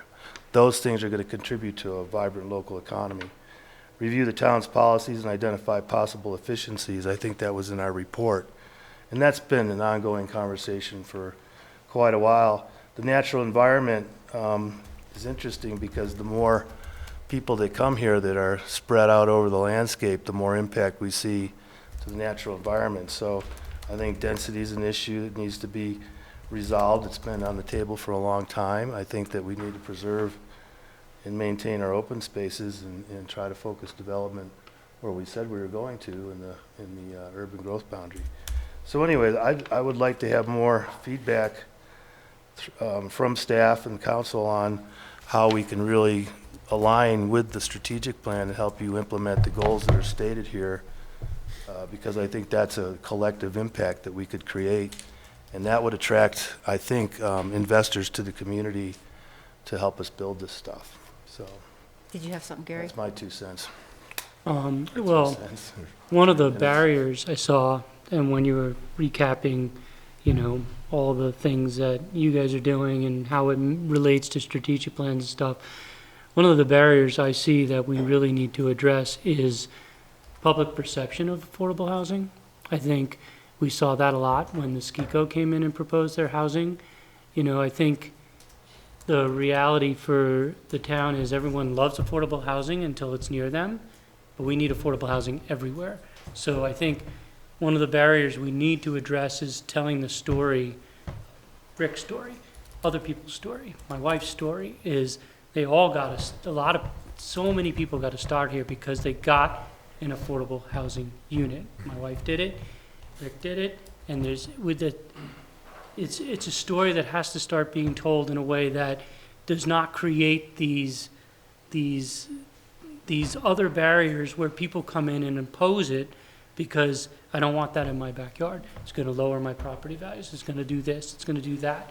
And so I want to see that as a barrier that we could break. And I think coming from the council, it's one thing, but coming from the community is another. And so I'm really hoping that as we do the master plan and all this other stuff is really trying to tell a story better about the need for affordable housing and what it does for the community overall. And because sitting through meetings where people are not happy about having affordable housing near them is upsetting to me as a council person. And I just don't think we haven't done a good job of telling that story. So. Well, you know, just to weigh in, I think the key to the case is, you know, suggesting to people in the development community that these parcels you've identified on the map, which have been identified previously as receiving areas for affordable housing, that message goes out there so there's no mistaking what the intent is. And, you know, people come in here and the expectations are already set. And that's, I think, where we've kind of backed on and off the gas pedal a little bit and left ourselves exposed to, you know, what you're talking about. Aspen seems to have overcome it here recently, but it's taken a huge effort on their part to get it through. They've got multi-million-dollar projects coming out of the pipeline, and you know every one of them is being met with some kind of resistance. But anyway, there's a solution, and it's be forward-thinking and identifying these things in a proactive way, and then, you know, having an implementation strategy. It's, Bill? Couple quick comments, beginning with a real thank you for the report that you provided. I would love to suggest that your report become a model for what all other committees produce, because it was substantive and it was short. So thanks very, very much. It gave me a good idea of what you've done and where you're going. I also really appreciate your guys' effort for coming in and just having a discussion with us, because this is way too rare. On the substance, the commitment to regionalism, I think, is extremely important, and that should be enshrined in whatever BOC does, as should our own articulation of our strategy. So again, thank you very much for pinning your past activities and future activities to both of those two basic principles. On the notion of a regional housing coalition, goes without saying, I'm very supportive of that to the extent that BOC can represent our town and the town can be party to that. Fabulous. I think we want to act in a manner that's consistent with what other jurisdictions are doing, but your letter suggests a $20,000 contribution, and if others are going to give that much or contribute that much, this is way too important not to follow in a manner that would be consistent. And I certainly would support $20,000 if that's what the others are doing as well, and hopefully we could push that through the budget.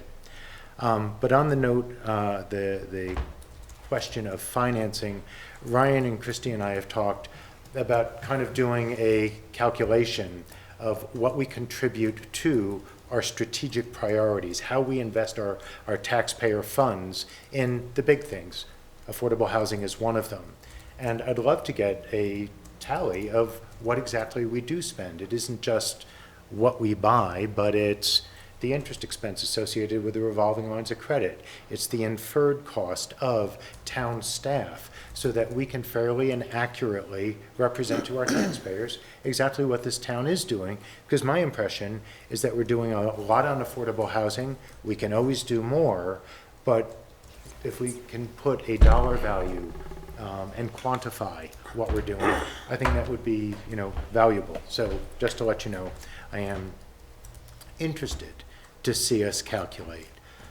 On the master plan, I know you guys have been very actively involved with that. Fantastic. I hope that the master plan will go well beyond defining where we're going to have dense development or not. So I would hope from the perspective of affordable housing, you would help us enshrine dimensions that are associated with, say, the movement away from fossil fuels towards electrification, the movement towards renewables like solar panels, or issues in the master plan that would reflect resilience that has to be part of our planning process. And I think there is a role for you in that, because the placement of affordable housing is going to be conscious of those things. And then the last point, on the financing options, I am strongly in favor of private sector-led initiatives, and will always support those, but looking for public-private partnerships, I think, is fantastic. Habitat being the foremost. If we can advance more of those, that would be great. And I think council can probably help identify partners and bring parties together. And we too would have a role in future initiatives, as we did with Habitat. But Eagle County has definitely done some really progressive stuff. And in speaking with some of our county commissioners, they are interested to do more in our valley. And some of the models that I've talked to them about are the notion of buying down deed restrictions. They've launched a project up in Edwards. Don't know what the final outcome will be, but it looks super promising. And so again, let me encourage you to continue speaking to the Eagle, whomever it is, the staff, the private sector, or the council, or the commissioners themselves, and let us know what we can do to support you in those efforts too. Anyway, yeah, please go. Super quickly, first, thank you for your work.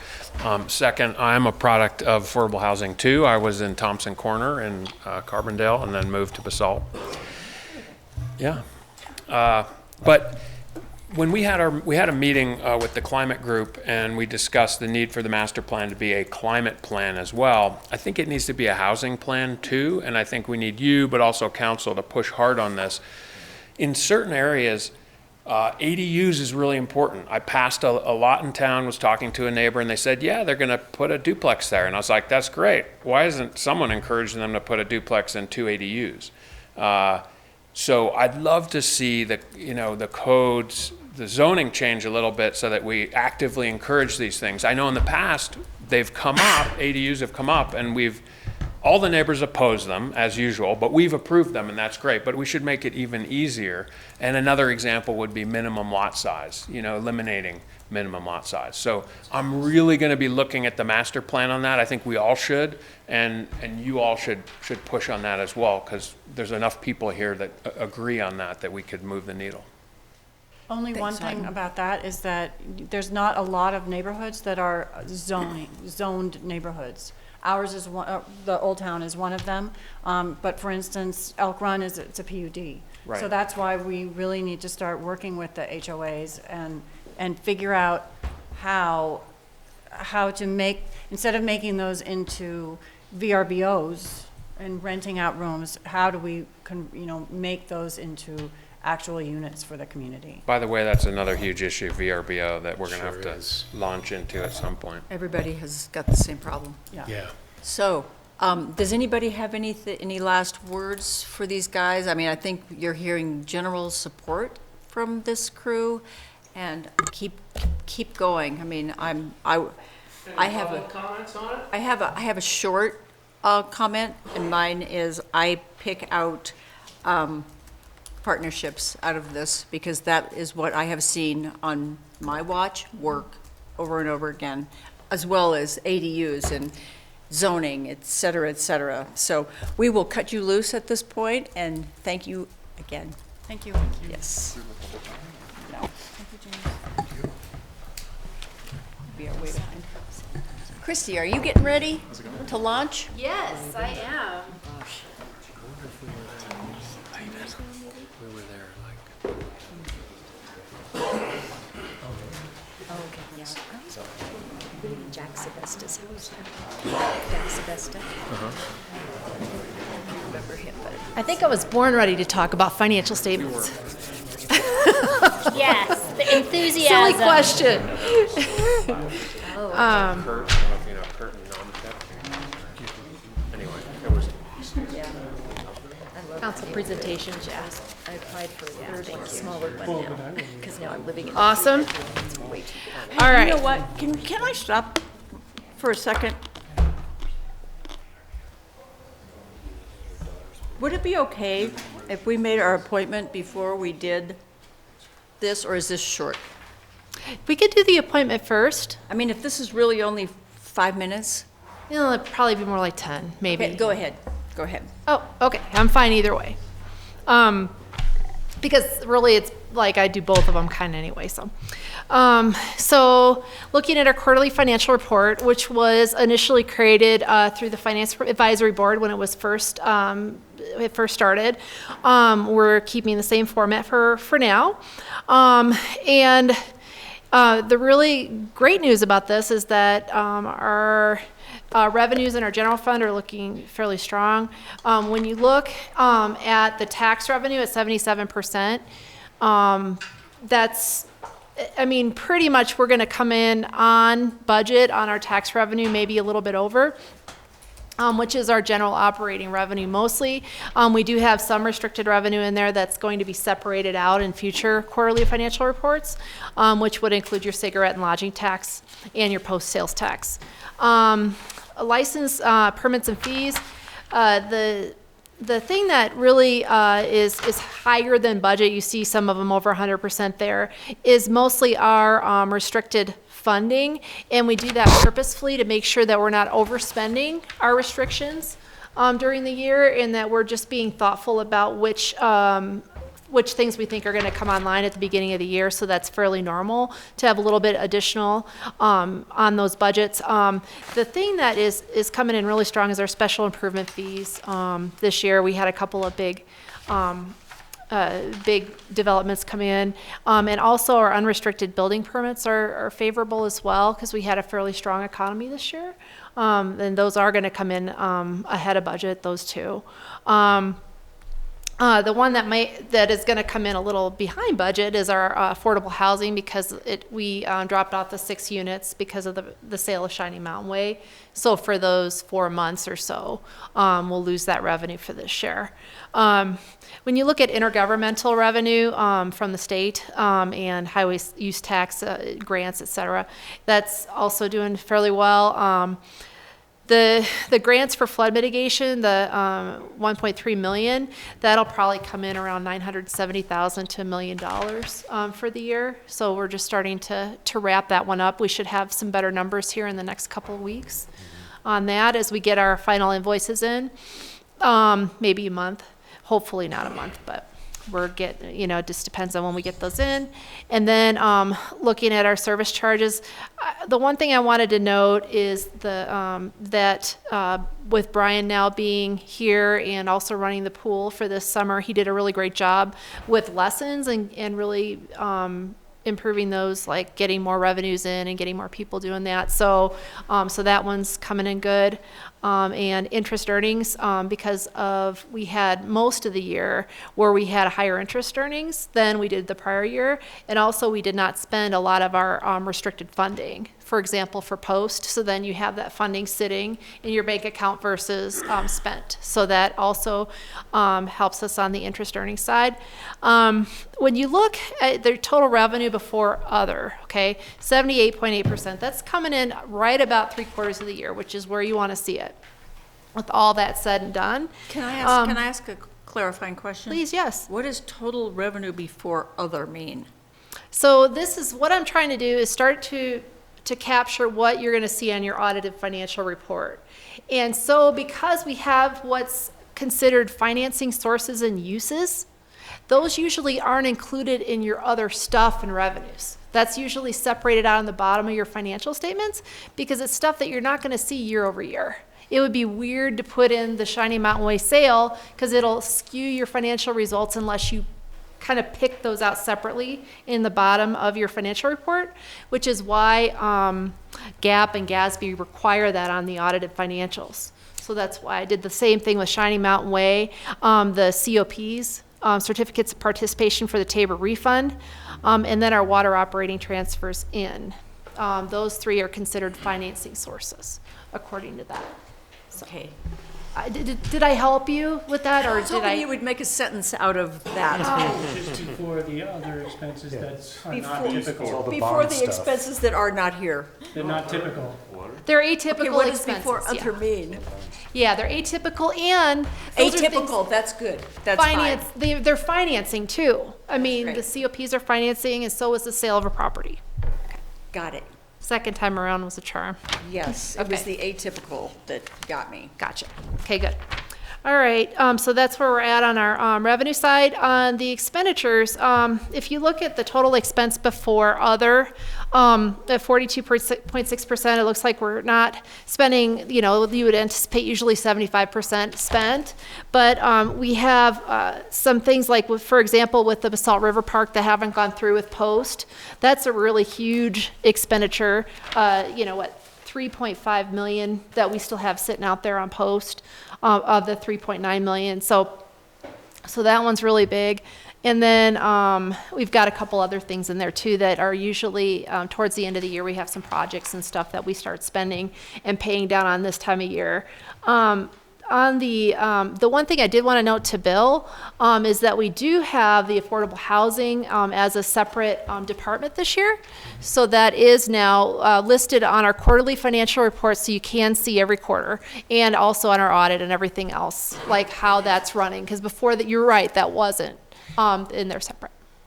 Yes, Bill? Yes. And I had that highlighted as well, and assumed that we were running under budget simply because we had sold Shining Mountain. Oh, yes, and that's on the expenditure side. But actually there was $138,000, or let me see, what was that number? Yeah, 131,000, sorry, 131,885, that we spent on the Basalt Vista project. As a part of that, we weren't anticipating to spend that. And what we did is that council, if you remember, had said that we were going to pay the water tap fees. So you'll also see that in the revenue for your water fund. So that was a little over budget on that part of it, but there was other things, you know, how budgets ebb and flow. So we may come in a little over on our affordable housing overall, but it'll be close on expense side. Let's see here. Yeah, so most of the budgets are where you would imagine they would be this time of the year. The public parks, gardens and parks is only showing about 50% spent. They have a couple of projects that are going to be going on towards the end of the year. And then also we brought in more post revenue, which goes to, the 20% goes to offset our parks maintenance. So that also helps them to save cost in that department. Let's see. And then the other financing uses is the same as the sources. Those are expenses from your financing. So that's what shows up on the other side, on the budget side with the expenditures and also what we show to date. And that's where we're at on that. Okay. Any questions on the general fund? Questions? Okay. Okay. So now, if you go to the next page on your bond fund, I always say this is pretty easy in and out. We have revenue in for our bond repayments for the bonds that have been approved by our voters, and expenditures out, which equal our debt service, and our treasurer and administrative fees. We are going to be over budget slightly on this one because if you note, our treasurer fees on the actual are showing as $18,178 through September 30th. That is pretty trued up to actual on what we should have spent out of the bond fund. It's a change in how we're reporting it because we're basing it on the percentage mill levy rate versus the percent of total, so that I could separate out the general fund from the bond fund and make sure that everything's getting separated a little differently than we did before. So, but we will take a little bit of a hit on being over budget on that in our bond fund, but 12,000, it's not terrible. So then you go into our water fund, and that is looking good on our water service budget.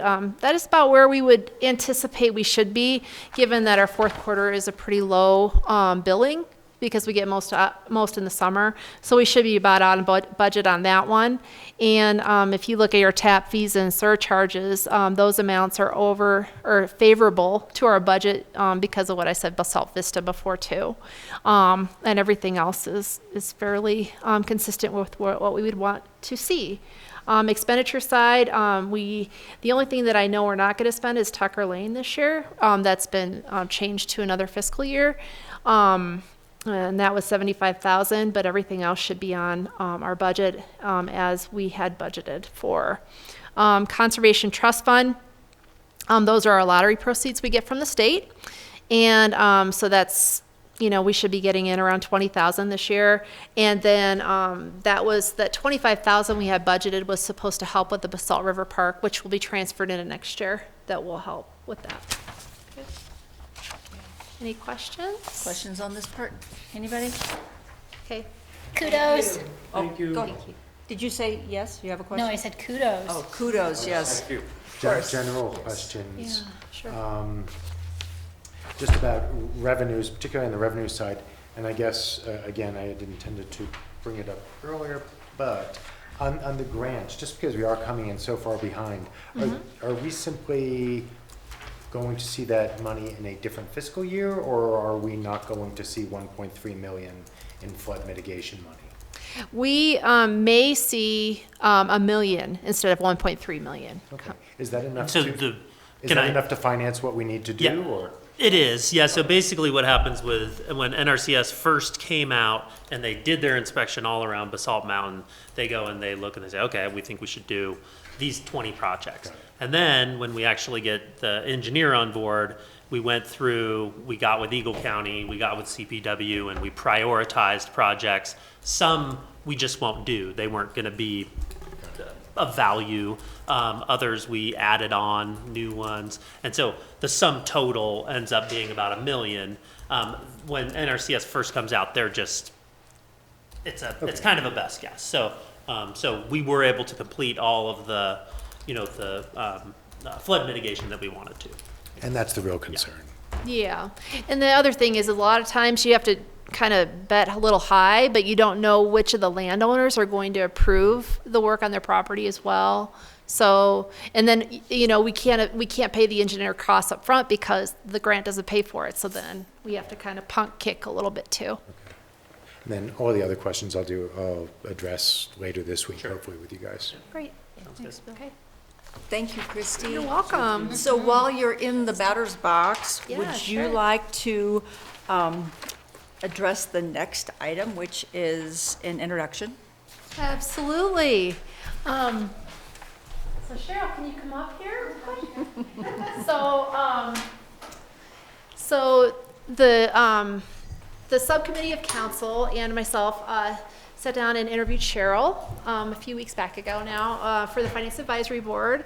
And they made that recommendation, we all did, to have her as our newest Finance Advisory Board member, which we're very excited about. She has a lot of experience in accounting and just really interested in the community is what I gathered from her. And I just loved her attitude. It was just fantastic. You know, I just think she's going to have a lot to bring to this board. Thank you. Do you want to say anything, Cheryl? You don't have to. Thank you for your consideration. I've known Cheryl for a long time, so. Okay. Thank you for volunteering. Yes, Thank you for serving, absolutely. exactly. Fill another seat. She's Have got another banker a on big board, job too. already. Yes. Okay, so I guess this requires a motion. Mayor, I move the town council appoint Cheryl Ruppel, sorry. Cheryl Ruppel, to the Basalt Financial Advisory Board. Second? What? All in favor? Aye. Thank you. Thanks, Cheryl. Have fun. Yay. She'll make it fun She between will make it fun. between her and Simon. Her and Simon and Oh my Doug. God. Christy has anything to do with it? It's gonna be fun. Make it fun. Yeah. Yes, exactly. Okay, a motion for the council to convene as the local liquor authority. Mayor, I move the town council convene as the local liquor authority. Lickle. Have you been lickle? Second. All in favor? Aye. Okey dokey. Hi. Hi. How are you? Good, how are you? Good, thanks. Is this you, Pam? This is me. Okay. This is Eddie Zane. Oh, So Eddie, they're going to ask you to probably speak into the microphone a little better. You're on TV. they yell at all of us. We don't. Told me about that. They'll yell Mike at you. Yes. So this evening, we are welcoming Zane's Tavern application to the town. We'll see how council responds. We are bringing this a little early to council. We are not anticipating any opening until February of 2020, but we wanted to see for sure if we were going to get a liquor license in order to proceed with his construction and his internal, design of his restaurant. Good idea. At Zane's Tavern. This will be located at 190 Robinson Street. We finally settled on that address. We went back and forth a little bit. The property is, you can see the comments and conditions by the investigating agencies. We have spoken with Eddie about the outdoor amplified music and that the proposed outdoor television would not be permitted at that location. The building department has only recently obtained their tenant finish permit, so we're a long ways away from getting a CO. Eddie is quite aware that he will not get his liquor license until the CO is issued. And he is working, the police department has done their internal records check and come up with nothing negative in terms of Eddie or Anna, the applicant's backgrounds. The fire department is going to continue to work with Eddie on the internal design of the place and make sure that it's safe for the public as well. The health department is working with Eddie. They are requesting a design of the kitchen and the actual appliances that he will be using, so he's having to come up with that a little bit ahead of time as well. I've already submitted that. And, okay, great, you've worked with, gotten in touch with them, so they're working closely. A fingerprint background check indicates no criminal violations by Eddie or Anna. They do have the lease covering the full first-year term.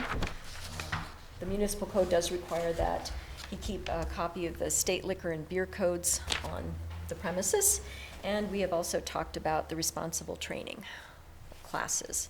So based on staff investigations, the findings are listed in this memo that staff or that council can make, the liquor authority can make, and staff has made a recommendation and a suggested motion. If council has any questions of Eddie or, and this is a public hearing, so we would take public comment. I think we'll just go ahead and do the public hearing first so we can get any comments that may possibly be out there. We'll open the public hearing now. Is there anyone that has comment regarding this application? Hearing none, we'll close the public hearing and go to council for questions or any comments that you may have regarding the application. Hearing none, going, gone, hearing none. Do you have anything that you would like to say regarding this application? Pam suggested I give you guys a little background on me. I do have 2 other locations. I have one on the Snowmass Village Mall, and I have another 2 blocks from the gondola in Aspen. And we're basically we're being billed as a sports bar, but we're more of like a local tavern that has a lot of TVs, and we're affordable. Almost all the food's homemade, made from scratch. I do a late night kitchen, so my plan is to keep the kitchen open until midnight every night, 7 nights a week. It works in Snowmass. If I can make it work in Snowmass, I think I can make it anywhere. So, even in the off season. And I've been getting a lot of positive feedback because people tend to say that you can't get anything past 9 o'clock in Basalt or Willits or anywhere unless you go to the market.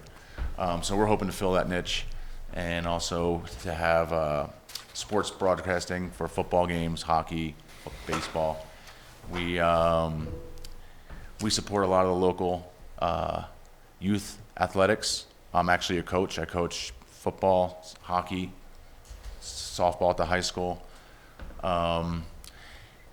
And we also donate to a lot of like Aspen Junior Hockey. We're boosters at the football for the Aspen High School, so I guess I'll be supporting the Basalt schools now. I guess you will. Yeah. So aside from that, that's it for me. I guess the only thing I would add too is that Eddie did submit petitions with 14 pages of signatures, all in favor of a liquor license at his proposed location. Hard to find anybody in Basalt that doesn't want another bar. Yeah. And every one of those, I got everyone. I walked around Willits and went to every single business and got employees and owners to sign. Nice. Gary? I was just going to move that the town council approve a new tavern liquor license for Avalon Willits LLC, doing business as Zane's Tavern. Do I have to read all this, Pam? It wouldn't To hurt. be located at 190 Robinson Street, Basalt, contingent on the applicant fulfilling the requirements and conditions of the staff recommendation and of each investigating agency as noted in the memo herein dated November 12, 2019, or which may appear as a result from future agency review and inspections related to this licensing action. Second. That was big. Thank you. Further discussion? All in favor? Aye. Opposed? Welcome to Basalt. Thank you. Thank you. We're excited. We're excited. So am I. Wasn't too treacherous, was it? Okay. Thanks for coming, Eddie. Mayor, I move the town council adjourn the local liquor authority and reconvene the town council. Second. All in favor? Aye. Opposed? Okay, first reading of ordinance 26, an ordinance of the town council creating a special fund account related to ownership of units at Riverside Plaza, Lot BC. Christie again. Well, we were actually, we just got a chance today, the auditor's been sick, and so we just talked to him today, actually Jeff did, and we revisited how we want to handle this particular issue with the HOA, and we decided that maybe a better way to account for it is in a department within the general fund, instead of having its very own fund, and that the auditor was okay with that, the way of handling it. So we were going to see if we could actually skip it and just continue forward. That's, so you mean not take any action? Not take any action, ma'am. Oh, that's great. So we don't really need to have much of anything. No. Thank you, Christie. Yeah, I just want to let you know what happened and what changed, so you guys were aware of how we'd be handling that. Super. Okay, then we will move on to first reading of ordinance 27, an ordinance of the town, amending the town, what? I think it's, I was going to say, I think it's okay because no formal action's being taken Yeah. one way or the other. We're moving on to the next agenda item and it fails for any lack of motion to approve. So we're on to the next thing. Okay. Good job. Green light to go forward. Something, didn't you, Jeff? Thank you, Jeff. Waiting for my time to shine. Never have I had a motion to do nothing. You had already known what he was going to say, and so you just proceeded. Yeah. Well, Read his mind. you don't do motion to do nothing. Okay, so where were we? Ordinance of the town. Thank you. 71590. Amending the town schedule. Thank you very much. Can Amending you the just- town yeah. schedule of fines, penalties, and administrative fees, and amending Chapter 18, building regulations of the municipal code of the town of Basalt regarding the energy review fee. Susan? Okay, and this one we do want action, it's a first reading. I can see that because nobody's saying, never mind this. No, and, a number of years ago, we took the code and it had fees and fines, and all kinds of duplicate amounts all through the code, and we took it out and put it as a separate ordinance for almost everything. And the last time we adopted that as a fee schedule, we've amended it as an entire fee schedule. The last time we kind of comprehensively packaged them all together was in 2013. Since that time, we've taken a lot of amendments to the fee schedule by way of example on marijuana and stuff, and amended the code. So what we're doing here is just a bunch of cleanups. We have on our work program to do a more substantial review in 2020. This is just cleanup items, and I'm just going to highlight some of them that we did by department a little bit. Administration, we're updating the cemetery fees, really encouraging the cemetery to be used as a local resource. So we up the fee for non-resident folks that are not in the two zip codes, the 81621 or the 81642, and then the town manager does have the ability to review certain, specific circumstances to do that. We also added, this is just a minor thing, but occasionally we have real estate transfer assessments, and someone's doing some estate planning, and it doesn't trigger that they have to pay the fee, but they have to have an exemption. We get Jeff involved, so we wanted to address that fee. In the police department, state law was changed to allow an increase in the VIN number or the vehicle identification number. So we upped that fee to $75, and then we kind of clarified that we're really doing VIN inspections for town residents, certified, thank you. The certified VIN inspections for Basalt residents, and if you're a business that actually needs to have one done, like if you're a towing company. Planning department had, most of this was just cleanup amendment, just kind of cleaning up that administrative fees. We do a lot of administrative reviews that you guys don't see, and just kind of clarifying that costs are being passed on to the applicant.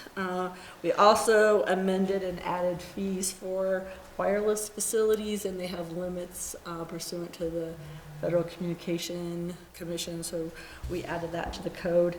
In the building department, a number of years ago, before when we first adopted some energy code into the building code, we added an energy review fee, and it was 10% of the building permit fee, but we had a $400 cap, which that kind of means that, Willits Town Center building can pay the same as a small coffee shop type of thing. So Christy, Rick, and myself ran some of the costs on the energy review fee to determine what would be the appropriate cap on that. So it worked out that a good number would be keep the 10%, raise the cap from $400 to $2,000, and then there's language that if we're hiring special consultants,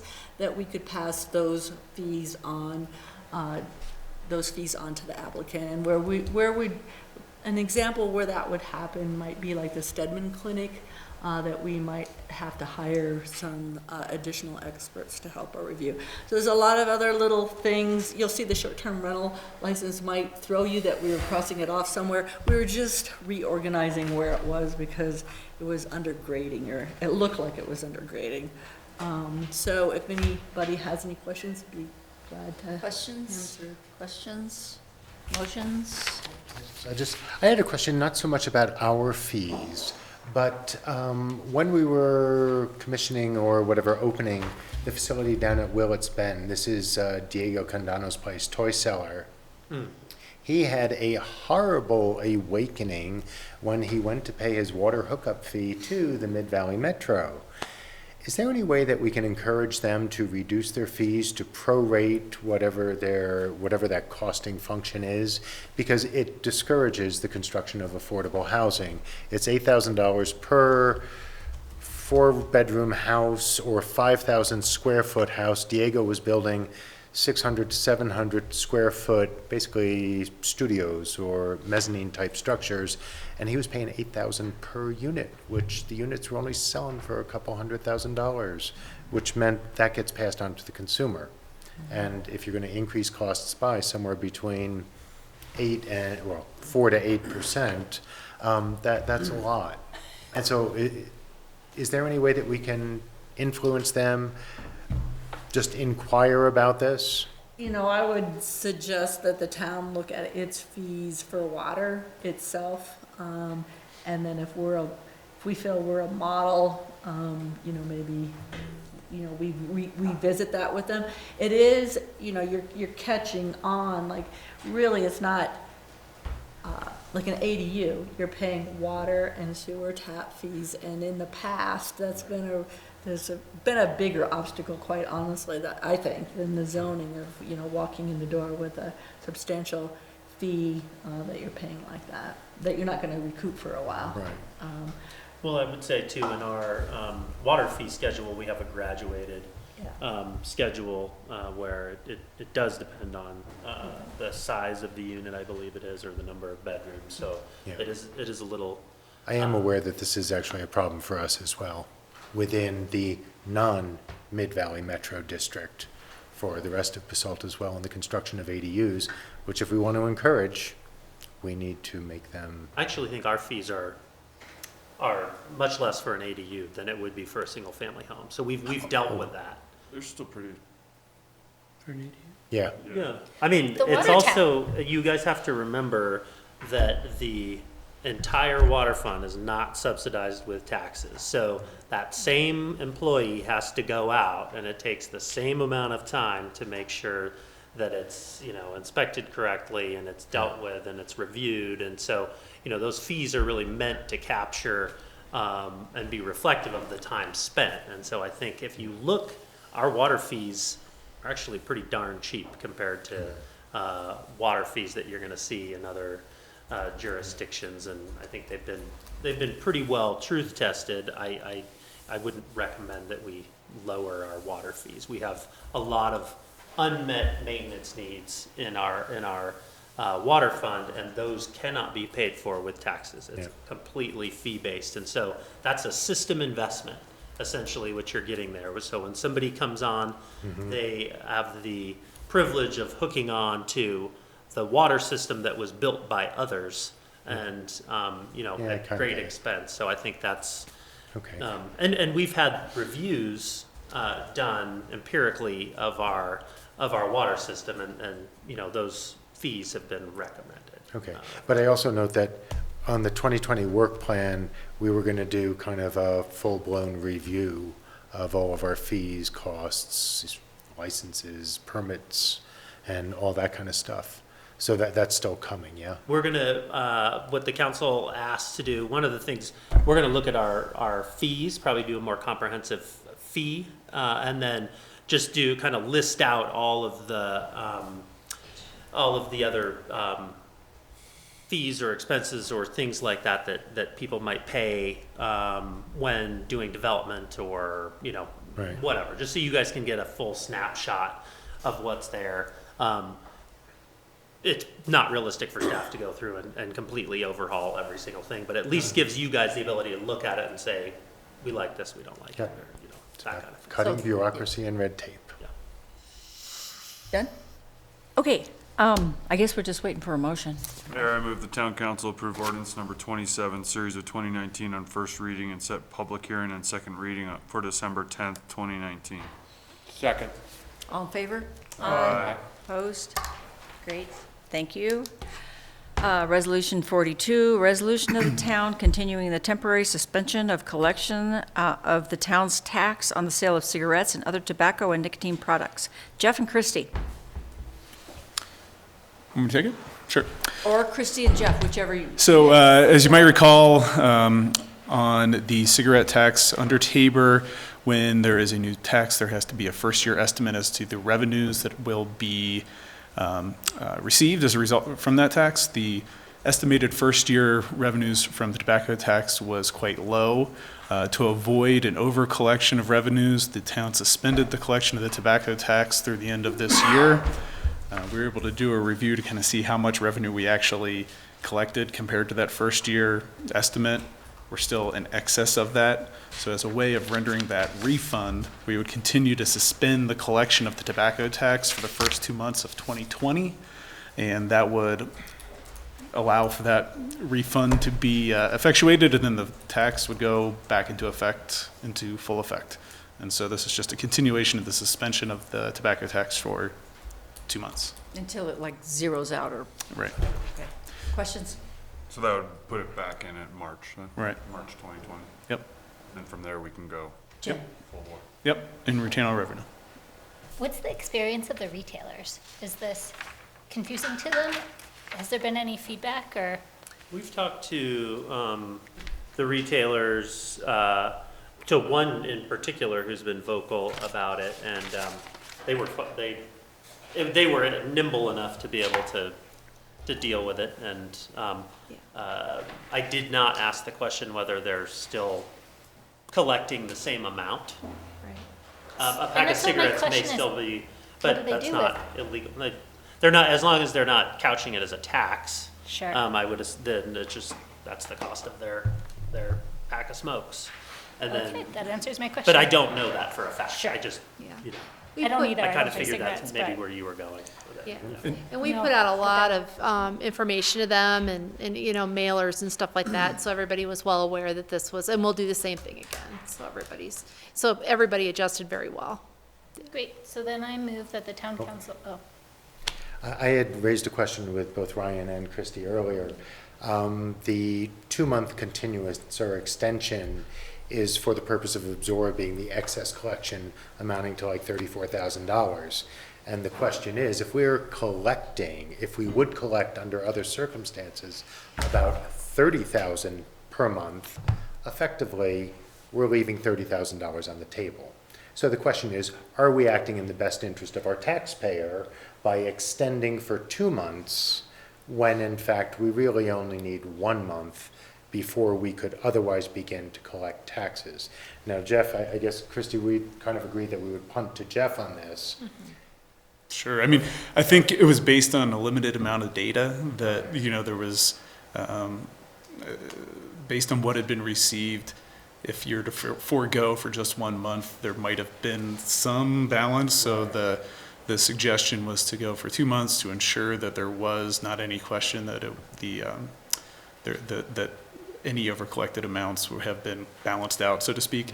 Yeah.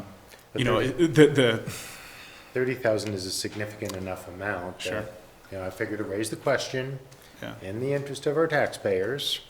And if we conclude that we don't think that 1 month would be enough to absorb, Yeah. then, okay. Because as Christie has, you know, it doesn't make sense to extend for a month and a week. That gets silly. You would want to have this become effective on the first of a month in order for it to be clean, proper, and So right now, that 34,000 and change is a liability on our books. Right. And so let's just say the first month is a bad month and you collect 25,000, you're Right. gonna always have that liability on your books. It's, so that's the risk you take, and we don't wanna do, like extending it by 1 week would be potentially confusing to, to our vendors, so we wanna make sure it's on a month end. So was some of the, yeah, no, I get that. the challenges we faced with that piece. Want to try that again, Jen? Sure, I'd like to thank Bernie for his legacy on this, and I move that the town council adopt resolution number 42, series of 2019. Second. All in favor? Aye. Aye. Opposed? Awesome. We are hereby adjourned. Way to bring it back in the last 20 minutes, Jackie. Yep.